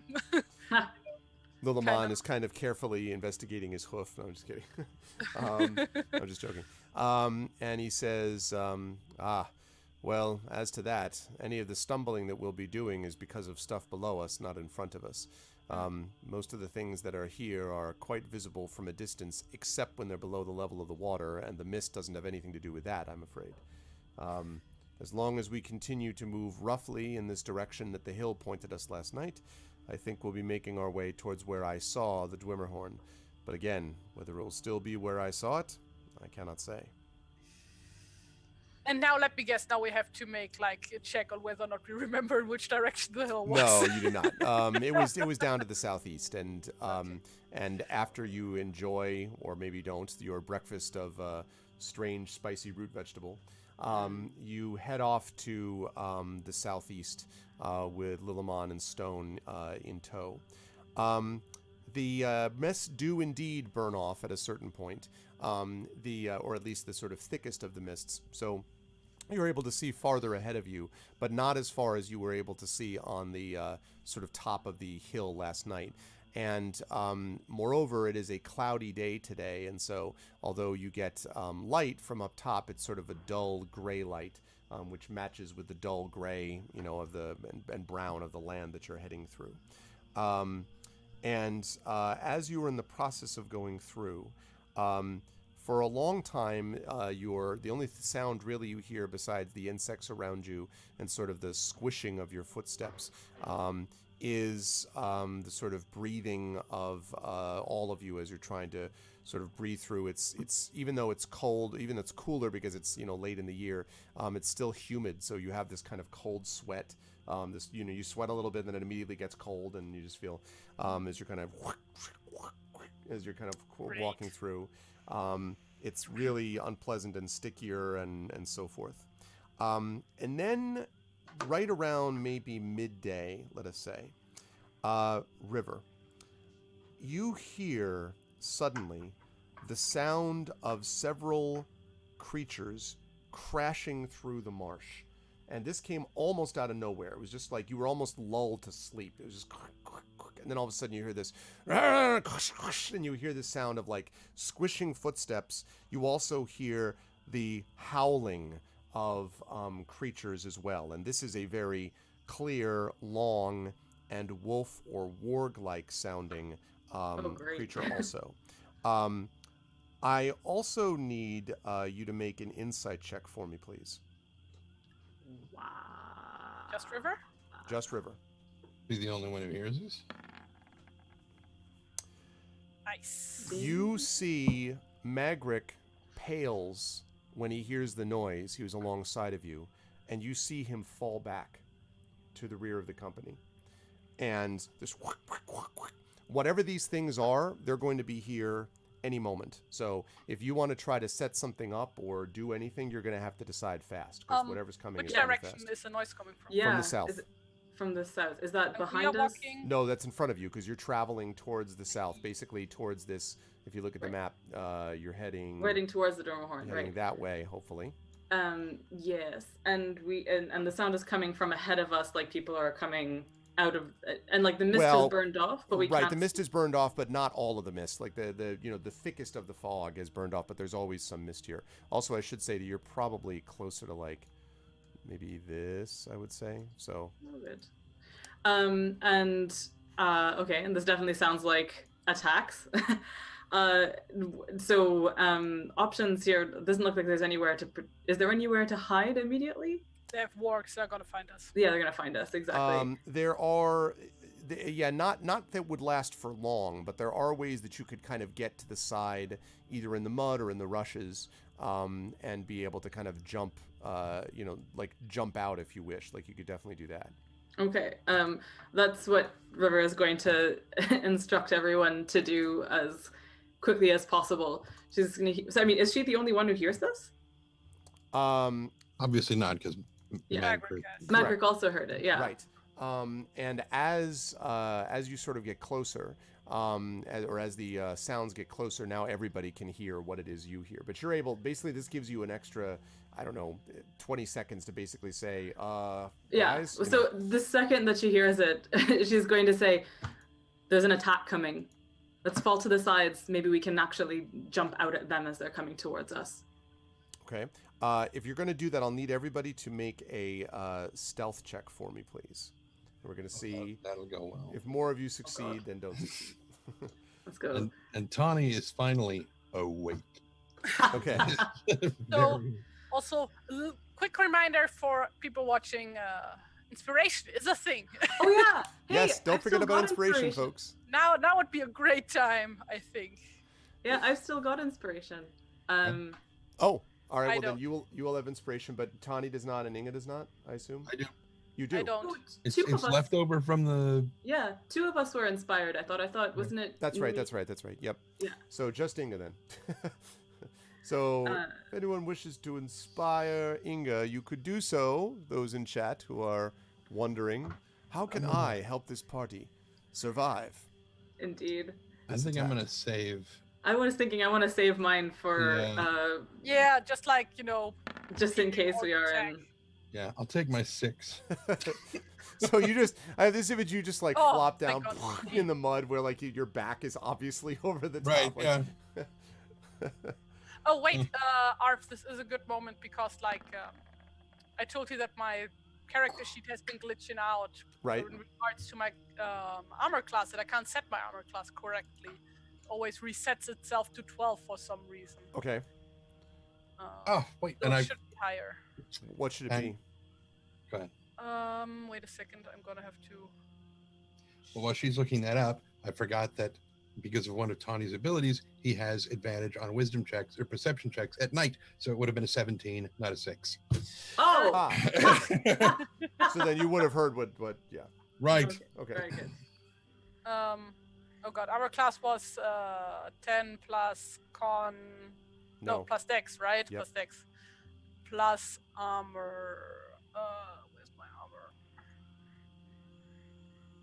Yeah, so it'd be 12 What plus does your it armor. say? Doo-doo-doo. Well, I did roll myself, so until fighting starts, I can do that. Okay, I will let you fix the rest of it then. Right now I was trying to fix it for you, but so okay. Yeah, unfortunately not so much, Ardenel. Okay, so let's see. So the river quietly recedes into the rushes. So does Inga. And the only one who's not, as I said, was Tani. Honey, what are you doing? He's just like, I'm concealed. He's very tired. Oh God. He was up real late with Robar that none of you know about, and he was up, half the night last night doing, pulling guard. So he's very tired.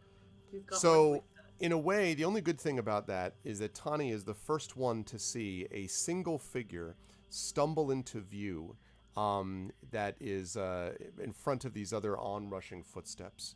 It is a man, a Northman by his looks. He is dressed in rags and obviously in great distress. His hands are manacled together. His face is drawn and gaunt with months of starvation, and he is scarred from whippings and beatings. And not far behind him, you can hear the sound, the very clear sound of orcish voices. And as soon as that person comes within your vision, Magric leaps up and runs towards the onrushing orcs, yelling, "Ambush! Ambush!" and waving his arms at the orcs. And with that, I'm going to ask everybody to roll initiative, please. What? That fucker! I never trusted him. Ah! Asshole! Oh man! All right. Excuse me? Amazing. I am extremely pleased at my own insight, but alas, Curse you for man. your sudden but inevitable betrayal, right? Yeah. Indeed, Never have I wanted to be wrong more than I right now. disliked him so much. Oh man! All right, Remember, so we're remember to click on your icon first. Then And this time I got the tracker up. All right, on icon that's on the map first, right? Yes, please.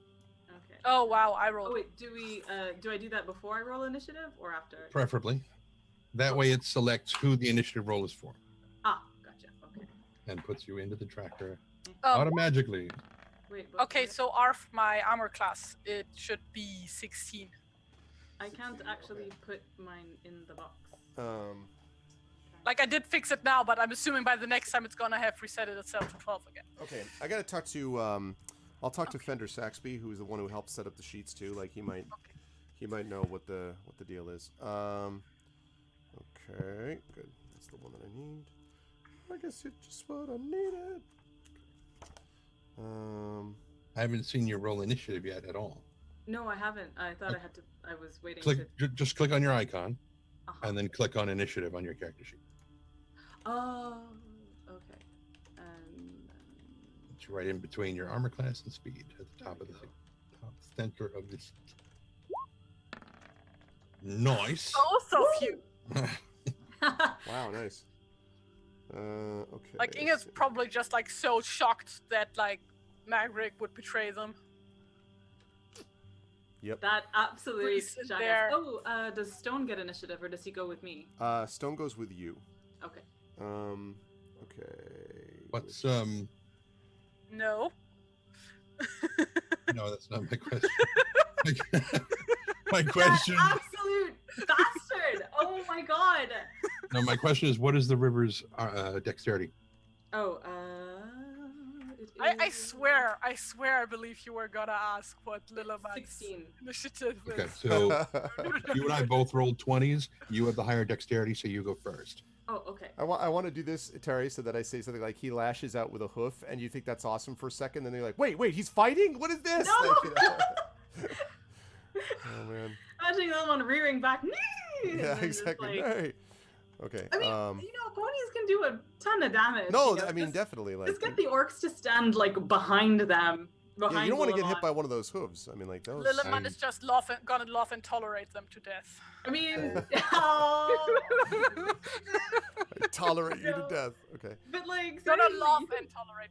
It's important that you say both of them. love and tolerate. Okay. Have you got? Let's see, because I've got for some reason I don't know why I have two of these up here. Okay.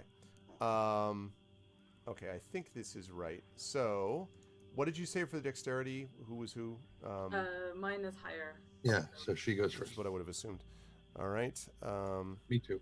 Also, makes sense that she was the lookout and kind of ducked down. Yep. first and stuff. But Tawny saw it first. One quick. Yeah. Yeah, that was because of where your Because of my inability to do the stealth. shitty stealth roll. Yeah. One thing I wanted to note, by the way, just a quick mechanical note, Amal, is that that River's passive perception came into play there as the lookout. So it does get used sometimes. That's awesome. Active more than passive, but sometimes it does. Okay. Yeah, probably or no. I should have slit his throat while you had the chance. Son of a bitch. Okay. Right after the changing of the guard, Tawny could have just slit his throat and ended all these problems. Just like Shiv. Okay. Let's see. And then That would have created the problem of him no longer being a pacifist and probably that, and that would technically count as a misdeed, which is very bad Yeah. in the Tolkien universe. Yep. I just want to be like, you are the shittiest Robar replacement we could possibly have asked for. You're nothing You like jerk. our awesome guide. Let's see. You sorry excuse for a ranger. For those of you listening at home, the difference between active and passive perception is that, you know, passive perception is you're standing at a party and you're like, oh my God, Nathan Fillion is here. Or active perception, you know, like investigation, whatever, is you're like, I know he's here. Where is he? Where is he? Gotta be here. There he is. That one is actively searching for someone. One is you just happen to notice that they're there. Like the fact that you specifically chose Nathan Fillion for that, like, makes me believe that that must have happened previously. Too. No. I just think that my cat is extremely adorable right now. Yes. In particular. Yes, This is Devin, for those it of is. you. Devin. I used to be sweet on a guy named Devin. Really? Yes, he was about 4'11". He was absolutely adorable. Oh my God. We named him in part after. Wait, I don't want to be just like killing time here. No, so- you're not. but- I'm just one more second. It's kind of a little more Okay. complicated. So go ahead. Yeah. So we got him as a tiny kitten in Glasgow, and couldn't. We knew we wanted him to have a D name, but couldn't figure out what it was. And dude didn't make the. no. Nor Nor Dumbledore. nor Dumbledore, nor Domino, which was it Nice. just seemed too obvious. Domino and would have been stuff. good. Yeah. Yeah. Cute name for a But cat. at the time, especially when he was tiny, I decided that the patches of black and white on him reminded me of how quickly the clouds move over the moors in Devon. And I decided that he should be called Devon. At the same time, that Stu was like, we should name him Devon after Devon Miles and Knight Rider. And I was like, Oh, nice. sure, Nice. that's That's great. awesome. He Yeah, was you right. got like the beautiful chiaroscuro landscape of the moors, or Knight Rider. So, See, anytime you hear me say, hello, Michael, that's who I'm quoting. oh yes, yes, Viscount Devon Miles. That is his full name. I loved that show when I was little, but like I don't remember anything from it. Just don't There watch was a Team car Rider. that could talk, I think. Yeah, No. Kit was amazing. Just don't watch Team Knight Rider and you should be fine. Because they decided that, hey, Voltron has like a team of 5 people with vehicles. Let's go ahead and make Knight Rider like that. And it was horrible. I mean, they didn't combine together to make a robot or anything. It was just 5 kits instead of one of whom was named Domino. Who was just, oh my God. The only car that was worth its weight, which was ironically the heaviest one, was the Beast, and it was a truck. And that was the only cool car. Okay. So Good, that worked well. Okay. so here we go. We have got. Let's see. One person I didn't put in the spot was. Well, then I'll continue my No. thing. No. Okay, We're here, good. We're good. Okay. So first to act is the river. So you see sort of charging out of right behind this Northman. You can see a few people, or a few creatures, I should say, that are there. There are what looks to be 3 sort of regular-sized orcs, maybe orc soldiers of a kind, with kind of junky leather armor and sort of short, rough-looking swords that are kind of shouting and yelling as they kind of, almost skip forward in their odd way through the bog. Next to them, though, or right behind them, strides a larger orc, considerably more sizable, maybe like a sort of an Uruk, if you had to guess. Oh my seems to God. be the kind of boss, the boss of the group. And alongside them are 2 fairly large-sized wolves. So 3 soldiers, 1 bigger dude, and 2 wolves. Does this bigger dude look like Lawrence Mekowari? Not quite that big. Okay. Find a halfling! Oh, Find a halfling! No, not quite. Pitter pat, pitter pat, pitter pat. So what do you want to do, River? So the wargs are like alongside them. They're not being ridden by the orcs. Correct. They're alongside them, not being ridden, right? And she's still hidden at this point, right? So can she like pick? That is true. That is true. They are sort of running in. Right now, they don't really see anything except, like, the only thing the orcs see is just this, like, Magric basically yelling at them and, announcing ambush, which means presumably they're not going to be able to surprise them. But you could, on a mechanical level anyway. Yeah. River is going to try as best she can to surprise someone. So whoever is like closest to her position that she like. So, but what I'm trying to imagine is they're still coming, right? Is there Yes. any way that she can, like from her vantage point, slip in behind one of them or anything like that? Not really, because Not really. I mean, you'd have to wait a significant amount of time for them all to pass you. Right. And you're not like way ahead of the rest of the party. You know what I mean? Like Right. so. And at this point, she has seen like the manacled guy go by. Yeah, right? the manacle guy. I would say, I don't know that I would say has gone by. The manacle Okay. guy is in front of the orcs by 15 feet, maybe 20 feet, and looks like he's about to stumble and fall. Anyway, he looks like he's in bad shape. Okay. All right. Oh god damn. I'm so mad. I'm so mad. So mad. Ah. Anyway, I should have pressed opportunity. Doesn't matter. Well, she is going to so our fighting party right now is literally just the three of us. Yes. And Stone. And Stone. Yeah. And Lilimon. No. No. No. He's an Bad extra DM. combatant, Bad. though. You could add the, you know. No. Okay. Right. Well, River is. She's just gonna try and press her advantage however she can. This looks like a situation where words would be wasted, and better to just start attacking, especially considering. So I'm just trying to imagine the situation correctly. So, like right now she's to the side in these like rushes about on the same level as Manacled Dude. Yes, I would say so. I mean, you're So other roughly than 15 feet away, like 15 feet ahead is where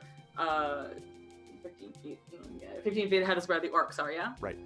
So she can Well, close but you mean ahead by which you mean behind the guy? Is that behind what the you mean? guy. Yeah. In front of River, presumably. In front of River. Yep. Yeah. And she can close that distance. Yeah. I in would a think so. Although I do want to note that most of this here is most of the area that you're in is going to be you're going to be in and out of difficult terrain because there's a lot of bog here. So Yeah. it means that there's going to be places where your speed is going to be reduced. I think Right. even at that, you'll still be able to get to them, but that will use up all your movement to get to them. So Okay. because they're 15 feet. Normally you could go farther than that, but you won't be Right. able to in these conditions. Right. Will she still be able to attack and withdraw? No. Attack, that- yes, not withdraw. Okay. And the I'm trying to think. Has River ever fought wargs? Presumably not. Like I they don't wouldn't think have... so. She probably would have fought wolves, but not wargs, which are, you know, of a different... Wait, didn't we fight wargs when we were? Oh God, what was the name of that place again? Gloomyfold. Were there wargs? The Gloomy Fold was up near Beorning's place where we ran for like 3 freaking days. Yeah. To get there before them. I don't remember you fighting wargs, though. Maybe I'm wrong. I No, remember... it was just men. It wasn't. Yeah. Right. I don't think there were wargs.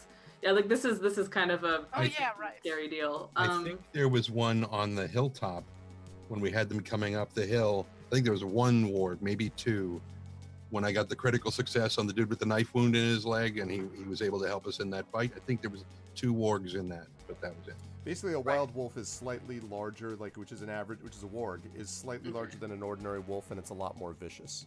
It's not Wolves are not small by any means. Yeah, no, right. God, I'm still so mad. Okay, right. So Then she's channel that. use it. Yeah. So River is just gonna attack whoever is coming. Well, you got the Whoever- 3 orcs, and you've got Yeah. the 2 wolves, and you've got the 2 wolves next to them. So you basically the 2 wargs next to them. The big guy you probably can't reach this turn because he's slightly behind. No, the- don't want to reach the big guy yet. Okay. Definitely not. Okay. And the orcs have armor. Exactly, Red Layer. What's up, man? By the way. Yeah. By there that are he two of them. means wee. Yeah, that's right. Okay, I think she's gonna go for the warg first. Okay. Yeah. It growls for at one you. of the wargs first. All right. Go ahead and make your attack. Do I want to use inspiration now? That's a good question.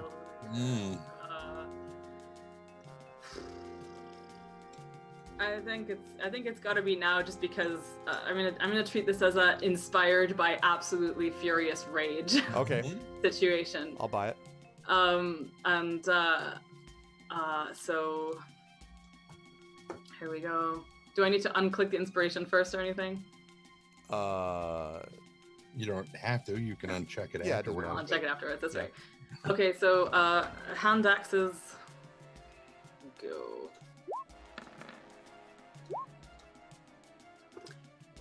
Yeah. Okay. Very glad I did that. Yeah, I was just about to say. And then Stone gets his attack too after, right? Right, but let's have you handle this Yeah. first. So, you did the 2 attacks, but inspiration on both, because it was single attack. Same attack, yeah. That's still only going to hit once, though, because it was the 24 obviously hits. So you can do your damage there, then we'll see what Stone does. Okay, I should have said it should be trying to aim any damage at oh no, that's like a whole different thing, right? If she's trying to aim for something. Yeah, Called shot, which would be... Called shots, okay. Yeah. That's okay. Eventually she's going to want to try and target their legs. But... Okay. Okay. So, 6 points of damage. You strike at it. Sort of yelps as your axe opens a score in its side, and then Stone leaps to the attack. Dog versus wolf.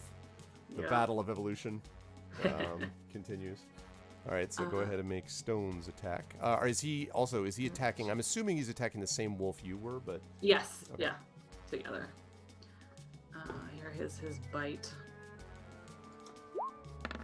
Does he also get inspiration? Doesn't need it. Wow. Does not need it. Oh my god! Critical hit. Stone is like, get the flip away. Wow. All right. Well, Your you know the very drill. existence offends me! Max damage. Maybe he's pissed off too. Yeah. Okay. Does it say what the max damage is? He's also angry because his feet are muddy. He's got muddy paws, which is awful. Or sorry, max damage. So that's like 1d6 plus 3, so it'd be 9. Okay, there we go. Yep. Okay, wow. So he just bites into the side of the... It goes for the jugular on it. Yeah, like That's they're like the essence wolf cream. just like, and the warg just kind of like tries to toss his head to get Stone off him. Stone is not joking around. Okay, that leads us to Tawny. You were there, and you've got these 3 orcs, 2 wargs, and a big uruk behind him, and Magric. And I don't know. And the dude. a the dude in manacles. Oh, right, and the dude. That's true. That's true. That's gonna be Tawny's focus. And the for dude in sure. manacles. And I was that's thinking fun. of people you'd be targeting. I was assuming you weren't going to be like... That is who he's targeting. That He's guy's gonna the go easiest club the one. dude No, I over the know. I face. understand. He's gonna go smash his face in. There, now you got nothing to do here. I Get out. win. That's funny. No, Oh, what a good he's gonna go and do his best to just grab the guy and get him behind him and take up a defensive stance in front of the dude, but to get him to stop running and stay behind Tawny. Okay, yeah, he's practically falling to his feet anyway. Like he's kind of like so onto his knees as you he kind of looks up at you wearily as you get in front of him. Okay. So yeah, Tawny is taking a defensive stance. Exactly, Ardnell. Stone is greater than work. Yep, evolution is a work. Okay, okay, sounds good. Now the soldiers come in. Real quick question. Sorry? Does the defensive stance work the same way in this as it does in D&D? Yeah, basically. So it means that Okay. they're going to get Disadvantage when to hit attacked. you. Yep. So 2 of the soldiers are going to go after River. Quick Let's see question. here. I just realized, Sure. just because, so the max damage that Stone did, that's 2d6, right? He does 2d6. Max damage, not double damage. No, what Right. is his normal damage that he rolls? That's I what I read was that as thinking. 1d6 plus Plus 3. Oh, sorry. Okay, gotcha. So that's 9, right? That's what it is. Yeah, Okay. sorry. I didn't look at. I just looked at 2d6s being rolled, and I thought that's what came up. Never mind. Sorry. That's okay. Yeah. No worries. All right, so they come in on you. Let's see. Oof. They are apparently not pleased with you, River. They are going to get their bent swords here. Let's see. 18 and a 22. Yeah, those both hit. Okay, let's see. But I'm real mad. I know. You're still mad. Okay, that's 8 points of damage between the 2 of them as they sort of slash you and then kind of like snarl at you. And then the third one comes right at you, Tawny. Apparently going after trying to deal with the sort of escaping prisoner. Whose name is Michael McManacle. Yeah, Michael McVanical.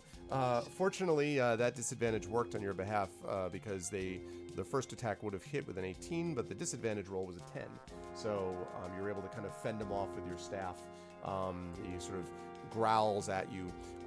They seem a little surprised, and you wonder if they were not really expecting to be dealing with, like, they were figuring they were going to be dealing with maybe like an escaped prisoner, not with like a bunch of battle-hardened, you know, Fellowship people. And they're like, so the one yells in the back, the Black Uruk yells, "Don't fear a pack of farmers and elf maggots. Take them off, kill them." And sort of screams his commands to his soldiers. The wolves jump forward next. The one that is attacking you attacks Stone, but I think is going to, miss with an 8. So that's not going to get the job done. The other one is going to leap forward to attack you from the other side. So you are beset, River, on all sides by orcs and wargs. This one gets a 12, though, which I don't think is going to be enough. No. Am I right? So that one misses also.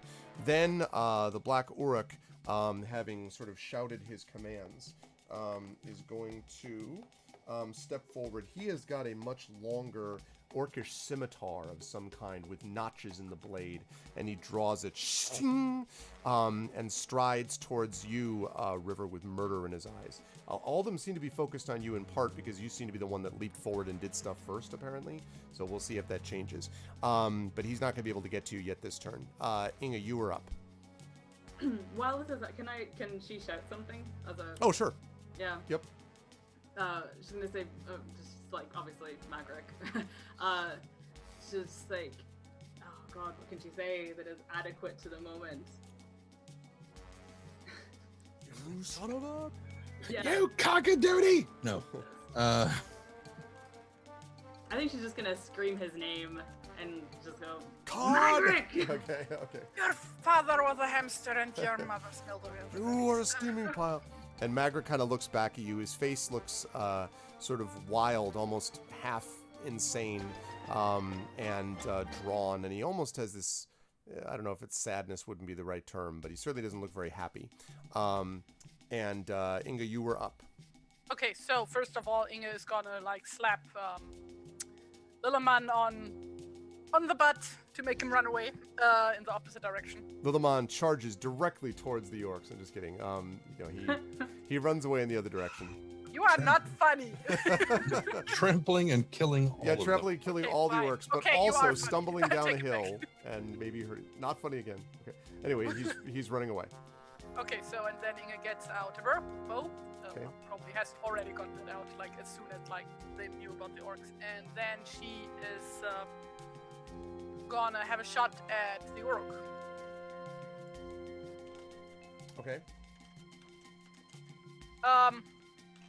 Still not inspired.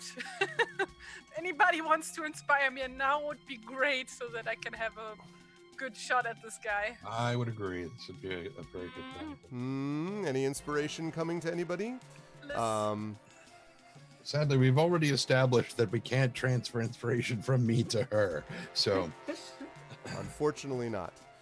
Yes, this is the inspiration, so anyone who's in here who has the ability to inspire, and I think there's one. Dragon Spear. And Yeah, Dragon has an inspiration. So does Nonstop, I think. He's got one, each of them have one. Luckily, you're buds with Terry. Okay, so Dragon has inspired thank you. you. There you go. Thanks, Dragon. Okay, I'm gonna use that immediately. Okay. And you're go attacking shoot who? I'm sorry, whom? The boss. Okay, you're attacking the Black Uruk. Okay. You're the fighting Urukai. Let's see. Oh god, 11. Oh man. That was a waste. Yeah, that's not going to do it.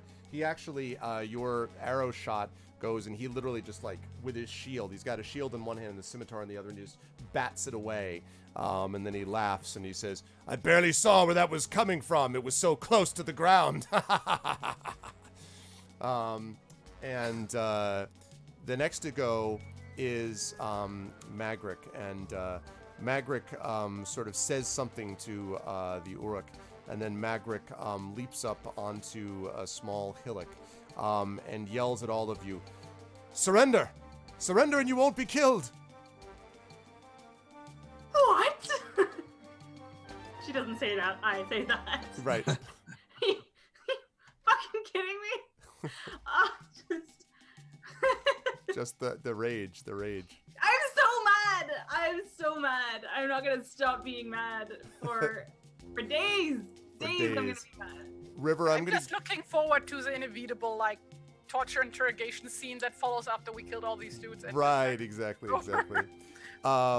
So I'm gonna give you a chance to do one more attack, and I know at that point we're gonna have to close up shop because it is late. We got to this fight a little later than I wanted to because of the awesomeness with the hobbits, the hobbit hole, but I wanted that. So, but that's okay. We will still have plenty of time to continue the competition next time, or the combat next time. But I'll give you an attack first, River, and then we'll just have to remember that River has attacked. Even though you're first in the round, you will have attacked already. Yeah. You're on these wargs still. You've done some serious damage to one of them. Everybody else is fresh. Okay. Is she still being beset by like everyone at this point? I mean, we'll see the reactions that they all have, but at the moment there are a minimum of 2 orcs, 1 wolf, and the Uruk is heading towards you, although he hasn't reached you yet, but probably will this turn. And Magric just said surrender. Yep. And you won't be killed. Wow. River shouts back, "Oh, you speak for them as well, do you?" As she is, I don't know if he can answer before she continues her attack or not, but he says, "Only when forced to," he yells back. God, she's not. Do you yell back, "Whatever"? Yeah. No, you! I'm rubber cement, you're glue. Oh, God. Oh. Yeah, I think River's gonna just let her attack be the answer for her and Okay. stuff. So she's been. So one warg is grievously injured. Yes, badly. I wouldn't say grievously, but pretty badly hurt. Okay, so does it look like it can still attack? Yes. Okay, so she's gonna stay on. Actually, it makes more sense if Stone is gonna stay on that warg, and she is gonna turn to one of the orcs. Okay. Whichever one is. There's one right close by. I mean, there's 2 of them. So there's 3 of them, and 2 of them are on you. So. Yeah, exactly. So yeah, she's gonna go for that one.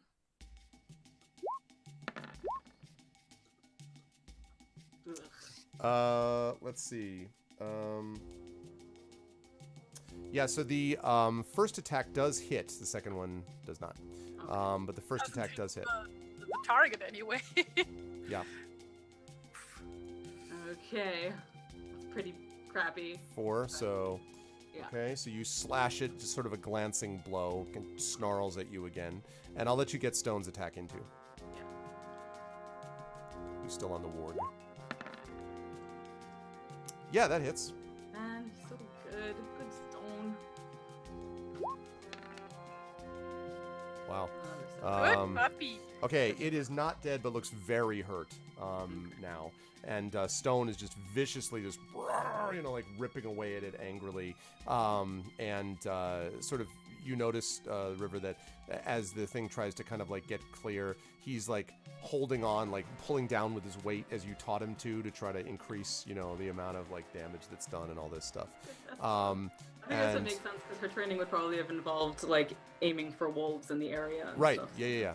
And Magric yells out, "All of you are fools! I tried to do this too, and I couldn't escape them either. You're gonna die here. All of you will die here. If you had just..." And he just trails off and stops. I was gonna say, And shut up! stop acting upset. River actually shouts at him, "You could help us." And as you say that, you catch sight of him sort of looking at you with just sort of this desperately guilty, haunted look. He feels at both of his wrists again. And with that, we're going to put this session on hold. I would love to go longer, but we've already run over. And I don't want to do that because that's not fair to everybody else. So I am going to let these folks sort of do the day. I'm sorry that we're stopping in the middle of a fight, but we will be back to you in December and see what happens with that fight. And this had a lot of stuff. We had some action in it. We had It's an emotional roller coaster. I was gonna say, yeah, there's a lot of emotions, a lot of feels in this one. So I'll start with Amel because I know she's got to bail out first. Yeah, because I've sadly got to go. Yep. This was amazing. The beautiful role playing at the beginning was amazing. That absolute, completely Son of a inevitable bitch. betrayal has is going to continue to fuel me with anger and rage for the next while. Please behold, though, this extremely calming, sleepy cat. It was so good. And that's me. You can find me at amalalmahdar.com or on Twitter at Tithenai, Tithenai. And I'm going to leave it at that because I got to run. But I will hopefully see you guys next month. And yeah, this was awesome. I really, really enjoyed this. Awesome. Thanks, Amel. We'll see you next month. Thank you so much. Cool. And chat's get some love from Al, and we'll move Bye, right up Al. to Bye-bye. Terry. Terry, good stuff as always. How did you feel about stuff? It was really interesting to see everything with the with how you handled the Hobbit hole and the discovery of it and all that stuff. So how'd you feel about today, and where will the fine people see you next? Yeah, I mean, like the emotional roller coaster already felt like the whole thing with Robar in the beginning. Yeah. And yeah, the Hobbit hole. That's like, because like we know that, well, not our characters. We know that Smeagol was one of them. So Yep. like maybe like not from here, but Yep. that of these people, and it's like I've just been like thinking about like what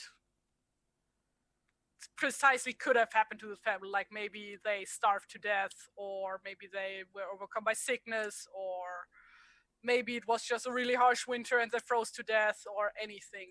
It's because like they seemed like they looked so peaceful, right? Mm-hmm. So Yeah, I agree. like really, like they were like not killed on the spot, right? Nope. So yeah, Trent is making a face, and I'm just like thinking, who would like kill these people and then like put them on the bed to make them like look as if they were sleeping? It was all part of this very extended ambush scheme. Yeah. Yeah. It was the reading about some of the wild Hobbit holes that are found in this area was kind of really interesting to me. So anyway. Yes. But it was cool stuff, and I was glad to do that. Where will the fine people see you next? Here, I guess, next week. That's true. Next Tuesday, you will be back with Sagard, the Barbarian.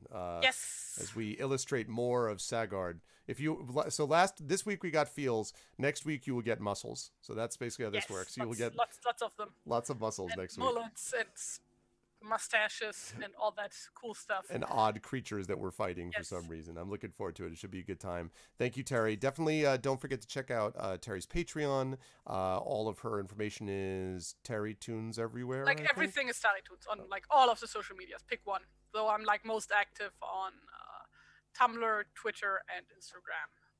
Because it's really difficult to cross-post everywhere. Yeah. Oh God, I know. Trust me. Like especially since I did Inktober, it was just like every day, like spent as much time cross-posting things as I was busy just drawing each picture. Felt almost like it. So yeah. Yep, I agree. Oh, that's true. What was the monster we made? What you made? Like it was the croc thing. They're like the croc man or something. Like there was this thing that was like a croc. Oh, you mean like the Crocosaurus or the something? Crocosaurus. That's right. It was a Crocosaurus. Yeah. Yes. That was good time. I haven't posted those drawings yet. I should do that. Yeah, that'll be Keep good for. forgetting about these things. You need to remind me. I need to remind you. Well, that'll be good to prepare us for next week. That'll get people excited to find out what actually did this. But thanks, Terry. Great stuff as always. It was really enjoyed seeing that all kind of play out. Again, Will, for those of you who missed the beginning of this, Will be back with us in January. He won't be here for the 2 December sessions, but Will did a beautiful job with the role playing and working with Tren on this one. I really enjoyed that a lot, and you should check him out at Encounter Roleplay on Twitch. And again, he will be back to us in January, so you will not have to miss him for too long. Right above him, of course, we have Tren, who was the other side of that. Tren, as I said, lovely work with that role playing, especially because you didn't necessarily know you were going to be doing it, but he did just. Yeah, we did. Oh, Doe, really? He talked to you about it? Well, he and I mean, it was when we finished off the last time, I had dropped a message into the Discord chat saying, if you want to, do a vignette where we can, have this thing. And he was like, oh, I like that idea. And then he and I started talking. Oh, okay, cool, awesome. And basically what I had said to him was, I know we want to let most of this just, evolve kind of freeform. I said, but are there keyframes that you want to hit? Because we know where we start and we know where we end, but everything in between is, whatever. Right. And so he basically said, it's that scene where, Aragorn is talking to how does this take care of the others? And we're like, got it. Okay. And we knew exactly the mood we wanted to have for the whole thing. And we just improv'd around it. That was really beautiful. It was really beautifully done. And it was, as I said, I thought it was really, I liked the fact it was the two male characters doing this, I thought were really nice also, and kind of gave an alternative way, sort of the opposite of toxic masculinity, I guess. So I really liked this is that. Tolkien, so that is just like, has always been there. That's right. That's always been there. That's right. And Tolkien often gets partially to a lack of female characters, but yeah, no, that's true. I mean, it's true. And also, no, sometimes, but like honestly, like it's really great, like how Tolkien wrote like male friendships and stuff like right. that. Yep. A lot of that has to do with the intense sense of camaraderie that comes from being in a war together. Yep, like World War One, which is what he fought in, and he knew it. And all of his friends died. All of his friends died in World War One. So, which is why I always laugh when people talk about this idea that well, he said that Lord of the Rings had nothing to do with his experience in war. I'm like, read the Dead Marshes chapter again and tell me that he had nothing to do with war. No. That's like the thing. Where like people say, oh yeah, like all of like Lord of the Rings and all around it is like intended allegory, but no, it's just like he obviously took a lot of inspiration because he knew these themes he was writing about. It's just like putting his experience to best use, basically. So the scene with the Hobbit hole, part of the reason that there was that moment where Tara, you were like, and he's making this face. And I'm like, that's not what I'm thinking. Because what was going through Tawny's mind, and one of the reasons why he did not say anything, was because one of the first thoughts that occurred to him was, which of these two died first? The mother or the child? And which would be worse? But can you imagine it being the other way? Yeah. The parent died first. And then the child just had to, and Tony was like, he was like, I am not going to say that. Yeah. And that's why he just walked out. I did not need that right now. You could have just like. Yes, I could have. And I didn't. And I definitely didn't want to do it during the thing. But that's part of what was going through. Oh, Tony's that's morbid. Yeah. But it was, anyway, it was,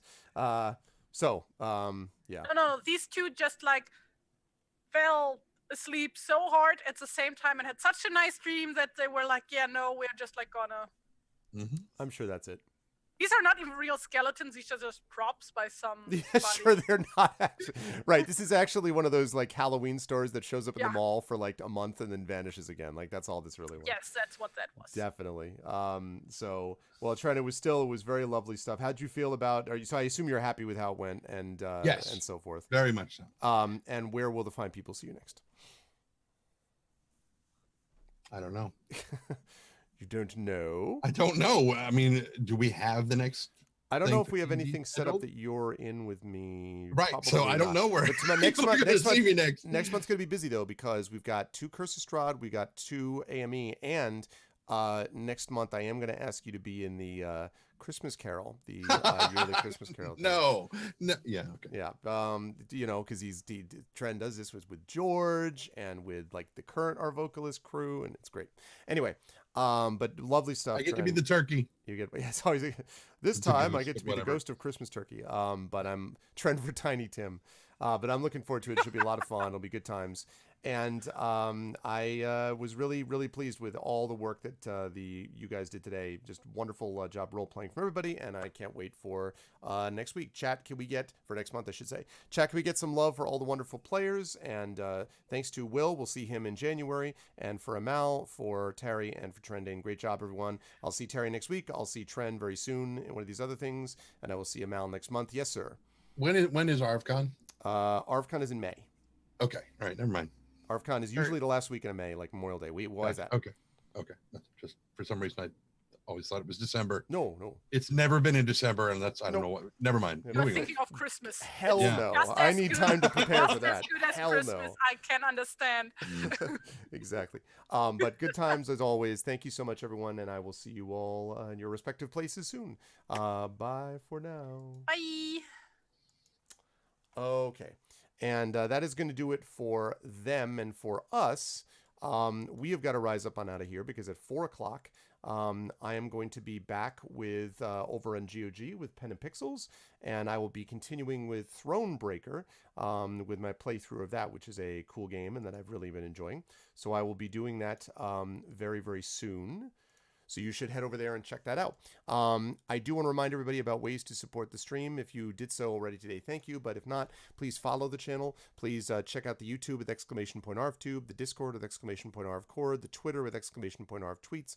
Please check out the shop with !ArvShop with my merchandise for Infinity and Beyond and soon to be other places as well.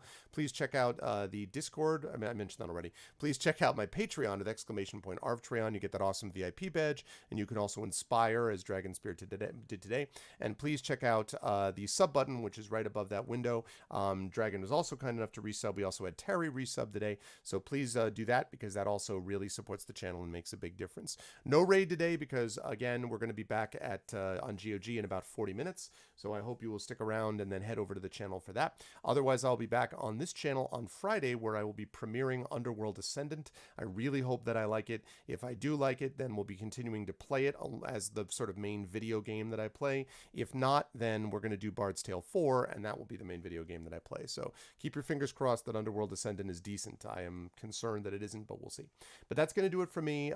Much love to everyone. Thank you to my wonderful mods, Dragon Spear, and of course, Terry Tunes. Thank you so much for the wonderful play today, and for resubbing to both of those two. Thank you to my viewers. Thank you to Ali Freeborn. Thank you to Aradinel, Nonstop, Trendane. Thank you so much to all. Thank you all my subscribers. Thank you that I just mentioned. And thank you to Trend for the wonderful play today. Thank you to Amal Elmatar for her wonderful play today. Thank you to Avocado Badado, Cape of Skulls. Welcome in, Cape of Skulls. I don't know if I've seen you in here before, but I hope you like what you saw and heard and will follow and support the stream with Patreon, etc. if you can. Thank you to Commander Root. Thank you to Corey Shills. Same thing that I just said about Cape of Skulls. Thank you to Deem1. I'm not sure if I've seen you in here, Deem1. So again, thank you to you as well. Thank you to ECAG, Electrical Skateboard. Thank you to Jagtris, Mr. Mano. Thank you to NY Nine-Tailed? Oh, Nine-Tailed. And I don't think I've seen you in here either, Nine-Tailed. So thanks for all the new people. I hope you will follow, sub, and do all those good things if you can.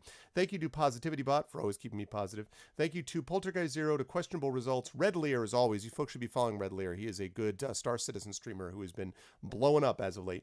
Thank you to Sifu Storm. Thank you to Slow Cool. Sunshine Juju. Always a pleasure, Sunshine Juju. Thank you to Tade, U Christensen, VNK, and Virgo Praz. Always a pleasure, everyone. You're the best, and I will see you all at 4 p.m. Eastern, about 40 minutes from now, Eastern Standard Time, over at GOG for Pen and Pixels. Until then, thanks, everybody, and be good to each other. I'll see you all soon. Bye for now.